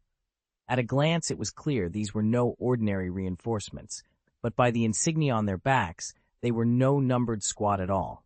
The digits 0 were emblazoned on each coat. "Team 0, Trafalgaro announced with a faint smile, "at your command." Steel Gukong's jaw tightened as he studied the newcomers. World government records listed only 9 special teams within Wanguo's forces. He had never once heard of a Squad 0. Yet here they were, 4 masked warriors whose mere presence sent a chill through the ranks of both allies and enemies. The battlefield fell silent for a heartbeat, as every warrior, friend and foe alike, recognized the unspoken truth. The tides of war had just shifted again, and Team 0 had arrived to tip the scales. Nobody had expected much from Team 0. Even when an extra squadron appeared on the field, Gang Gukong merely chuckled into the chaos. "One more team? Fine by me," he rumbled, voice low and confident. "Add a captain and a vice-captain. We'll still mop the floor with them." Beside him, Huang Yuan cracked his knuckles, already picturing victory. But the leader of Team 0 stepped forward, a calm smile curving his lips as he faced Gang Gukong and the others. His gaze was steady, unnervingly confident. "We don't need a captain," he said. "All 4 of us fight at his level." The moment his words faded, his form seemed to swell. Golden light flared around him in blinding brilliance. At once the ground trembled as phantom beasts materialized at his command. Winged lions, spectral hounds, even shadowy, dragon-like apparitions. And then, from his very core, a transcendent aura blossomed, Buddha form. Mighty and serene, he stood as if carved from pure light. Huang Yuan's grin vanished. He narrowed his eyes, astonished. You found the Warring States Marshal's devil fruit after his fall?" His tone was rough, but his respect was unmistakable. Across the battlefield, every warrior froze, witness to the power of this unexpected squadron. 0 team, led not by a single captain, but by 4 equally unstoppable forces. Nathan had studied the Warring States period for years, so he knew just how formidable a phantom beast in its giant Buddha form could be. Although the 0 team's beasts didn't quite match the originals from that era, the fruit they'd consumed would boost their existing strength, enough, perhaps, to challenge a general's power. "Which way are you aiming, you oversized monkey?" Wanguo taunted, his voice carrying across the battlefield. No sooner had he spoken than a figure materialized at Huang Yuan's left. In a flat, emotionless tone, the newcomer issued a single word, then unleashed a devastating punch. The air around it snapped and cracked like breaking glass as a thunderous shockwave barreled toward the yellow ape. "Shocking fruit!" someone shouted in alarm. In a flash of golden light, Huang Yuan's ape form twisted aside, narrowly avoiding the blow. Behind him, however, the government troops fell apart under the strike's sheer force. And then came the true surprise. Standing among the 0 team was not only a giant Buddha formation phantom beast, but also the unmistakable aura of the Whitebeard's old abilities, now wielded by Wanguo's squad. Steel Gukong's eyes widened. At last he realized the depth of their power. Team 0 had 4 members. 2 of them were already well known, the Phantom Beast's giant Buddha and Superman's Zhenjin, so what powers did the other 2 wield? Admiral Green Bull was still blinking in surprise when a cold voice cut through the tension. In the next instant, the 3rd member of Team 0 flared to life. Half of his body transformed into molten magma, glowing with unbearable heat. With a roar, he thrust forward, forging the seething lava into a colossal fist aimed straight at Green Bull. Green Bull's eyes widened. He met the magma blow head-on, swapping strikes in a clash of raw power. The heat was blistering, but Green Bull grounded himself, forcing the fiery onslaught back. Watching from above, the CP0 chief's heart thudded in his chest. Natural magma fruit, an Akainu tier ability, he thought in horror. If Team Zero's third member had already turned the tide, what would happen once number 4 joined in? Before that question could be answered, the magma warrior leapt down decisively, closing the distance to the CP0 lines in seconds. A quiet laugh drifted through the smoke. The fourth member, a woman whose calm confidence was almost tangible, tilted her head at the approaching CP0 chief. A soft smile curved her lips. "Hey," she purred. "Are you here to give me trouble?" Nethin's pulse thundered in his ears as the newcomer stepped forward, her lips curling into a smile, every bit as alluring as Hancock's. In that instant, 9 silvery tails fanned out behind her like a celestial peacock's plumage. Each tail whipped through the air with the crack of a living weapon. This was no ordinary warrior, but a phantom beast in her true 9-tailed fox form. For the first time, all 4 operatives of Zero Division had unveiled their powers before the world, and the very ground beneath them trembled. From where he stood, Nethin could feel the shockwave ripple through the ranks of their enemies. "Damn it," growled Steel Gukong, his face drained of color. He had known rumors of CP0's secret trump cards, but seeing all 4 elite fighters in action at once was another matter entirely. Even if a couple of them ranked just below the Yellow Ape and the Green Bull, their combined might was more than enough to hold any front line at bay. A tense stalemate had settled over the battlefield, and only one man remained on Steel Gukong's side. The marshal drew a deep, steadying breath, determination flaring in his eyes. Wangguo had long hidden the full strength of Team Zero. The world government could never afford to expose every ace card at once. But with their ground forces faltering, it was time to unleash them in full. Above the roar of distant cannon fire, the whisper of wind teased through the air. 3 sharp whooshes cut across the field, heralding the next phase of the onslaught.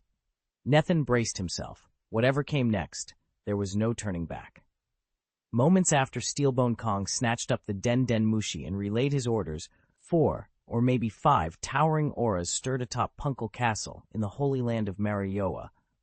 In the blink of an eye, 5 formidable figures descended onto the battlefield. 3 were strangers, but the other 2 needed no introduction.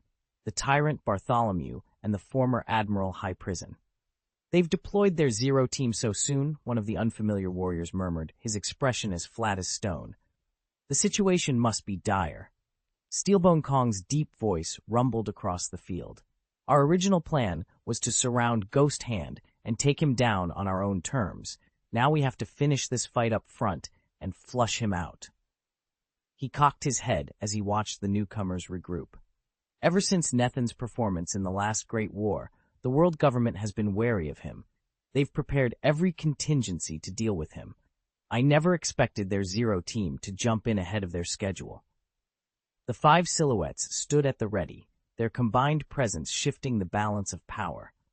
With the holy land of Marioa's most lethal agents now on the field, the outcome of this battle was about to change, and Nethin would have to face them head-on. Steelbone Kong knew that the Wangguo side still had Hurricane Fruit and Geofruit users, fighters whose powers ranked among the sea's elite.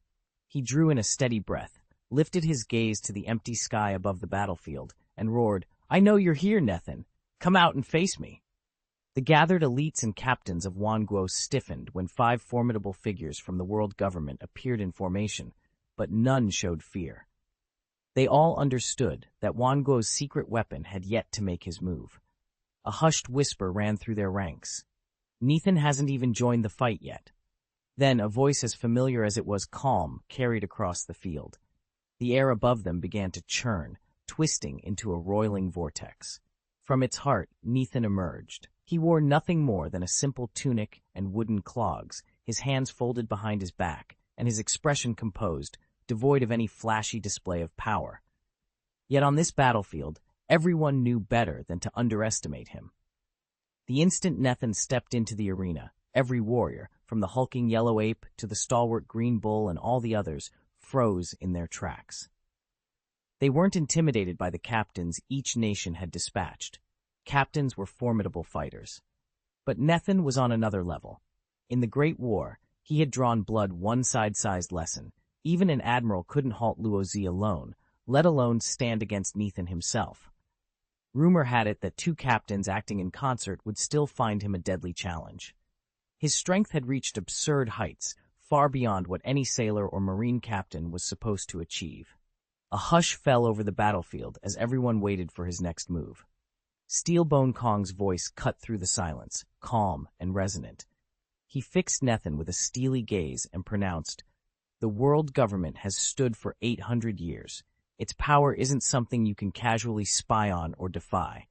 Give your nations another few decades of growth, and perhaps you could shake its foundations. But your impatience has brought you here today, and now you'll pay for your recklessness." His words echoed across the grounds, sending a chill through every warrior's spine. The contest was about to begin. He knew that Nethin had both a hurricane user and a geokinesis specialist at his side. But so what? Including himself, he still commanded 6 elite fighters. The 5 veteran stars who wielded the fruits of natural disasters hadn't even joined the fray yet, and at least 2 of them were renowned for their devastating power. A secret Zero team, imagining they could stand against the world government, or even destroy it, were in for a rude awakening. Today's objective was plain. Even if Nethin walked away alive, a significant portion of the Wanguo forces must be shattered. Only then could the rebellion be methodically crushed, piece by piece. Chapter 459, Magnificent. No one had expected the government to retain such vast power. Wanguo proved to be more dangerous than anyone had imagined. Across the Chambord Islands and beyond, flocks of surveillance seagulls patrolled the skies, broadcasting every moment of the battlefield below. Crowds pressed in, wherever screens flickered to life, and even those without direct sight felt the tension. Everyone knew this clash could decide the world's future. It wasn't only common folk glued to the spectacle. Legends like Admiral Pluto Rayleigh, Hawkeye Mihawk, and others watched the Holy Land battle from afar. Though they had no intention or means to intervene at such a distance, they could not afford to look away. Mihawk lifted a glass of crimson wine, his sharp eyes lingering on Nethin's lone silhouette. The young warrior stood amid swirling dust, sword in hand, as storm clouds gathered overhead. As the world's foremost swordsman, Mihawk had long questioned his standing among the greats. He had even tested his blade against Whitebeard during the Summit War. Yet ever since Nethin seized the title of the world's strongest, he had struggled to measure the true gap between them.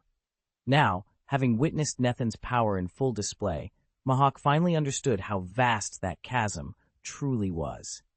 More than 2 years had passed. Nethin felt that his strength hadn't grown by much, but then again, at just over 30 years old, he still had room to improve. His government, however, had already declared victory far too soon. In a quiet rural town, Beckman, the deputy captain of the red-haired pirates, watched the Battle of the Holy Land unfold through a bugged broadcast phone. He exhaled smoke slowly as he pondered the man on the field below. He knew Nethin's reputation. Unpredictable, yes, but not foolishly so. Nethin never risked his life on sheer impulse or empty adventure. Still, Beckman admitted to himself that the young man undoubtedly possessed hidden resources and abilities. Between the world government's secret powers and Nethin's untapped potential, no one could say with certainty how this war would end. Far below, Nethin surveyed the battlefield with an unreadable calm. His eyes betrayed neither sorrow nor joy, no fierce surge of battle lust, only a steady, unshakable serenity. Since arriving in this world, Nethin had faced every kind of battle, even the Holy Land War, the greatest conflict in 8 centuries, yet nothing had shaken his composure. Now, alone in the sky, he confronted 3 mysterious foes who wielded barely conceived powers. "Black Prison," roared Steelbone Kong, the first of the trio. He thrust out a massive hand, and gravity itself coiled around Nethin, trying to drag him down. Torrents of crushing force hammered against Nethin's body, but he remained unmoved, rooted in midair with his arms folded behind his back. Beside him, the dark-bearded man sneered and cried, "Dark Torrent!" A seething wave of inky aura burst from his palms like living flame. Nethin's eyes flickered at the unmistakable signature of the dark fruit, so they did possess its power. In that instant, a cold determination passed through him.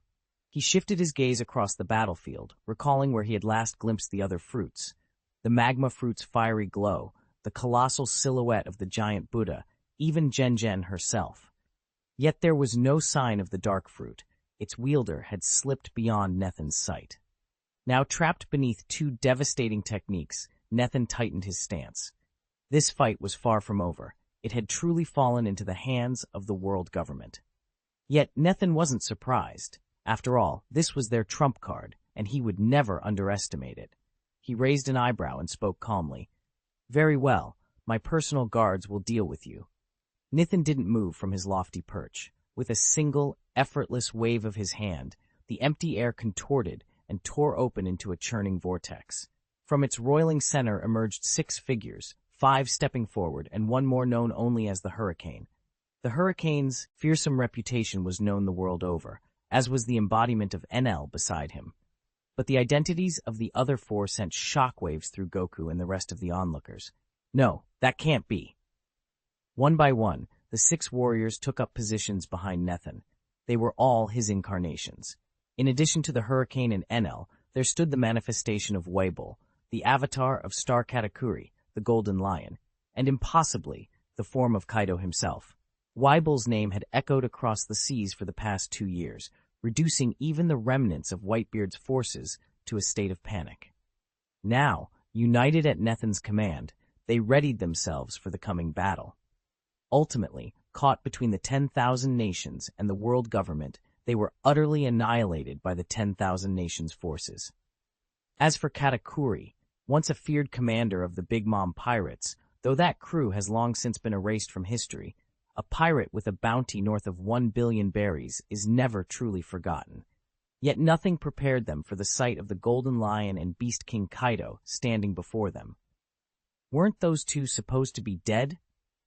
Steelbone Kong's eyes widened in disbelief. Even if rumors of their survival circulated, there was no way they could be among Nethin's subordinates, let alone under his complete control. In a world rife with techniques for seizing another's will, seeing Kaido himself manipulated like a mere puppet was unthinkable. A second royal guard, stationed just behind Steelbone Kong, spoke in a low, gravelly tone. Around them stood the greatest powerhouses of the seas, and now that their shock was giving way to cold recognition, they all saw the same unmistakable truth. Kaido and his allies were not acting of their own accord. They were being controlled by someone else. No matter what method Nethin used to command them, these avatars were simply unstoppable, each one bristling with raw power capable of tearing the battlefield apart. In the next instant, the beast avatar sprang into action. With a thunderous roar, it hurtled from the sky, eyes locked on Steel Gukong, the army's supreme commander, completely ignoring everyone else. Steel Gukong's face darkened as he braced for impact, and the General Haiyuan leapt forward to intervene. But the beast avatar smashed into them both, overwhelming Steel Gukong's defenses by sheer force. Its immortal frame bulldozed through every barrier in its path. At that same moment, a series of rushing gusts heralded the arrival of the Golden Lion and the other incarnations. They dove to the ground, targeting Steel Gukong and his officers with brutal precision. Instantly, the 5 primary avatars, reinforced by the Avatar of the Storm, collided with Steel Gukong and his 6 lieutenants. Steel clashed against Claw and Gale, igniting the holy battleground in an eruption of violence, its fiercest, most relentless clash yet. Nethin stood at the edge of the clearing, surveying the chaos. Here on the battlefield, every warrior faced a rival of equal standing, each a top contender from the 7 seas. That made it impossible to pin anyone down to a single opponent for long. Even the fearsome Yellow Ape would, in the midst of his own furious onslaught, free one massive hand to come to the aid of the charging Green Bull. Nearby, Trafalgaro was locked in combat when, in a heartbeat, he swapped places mid-duel with Fujitora and the others. His adversary staggered in surprise, finding himself face-to-face with a completely different opponent. All around them, the ground trembled as the air itself detonated with the roar of unleashed devil fruit powers. Hurricanes that shattered trees, rivers of blazing magma, frigid blasts that turned men to ice, bolts of lightning arcing through darkened skies, and shadows that swallowed up whole battalions.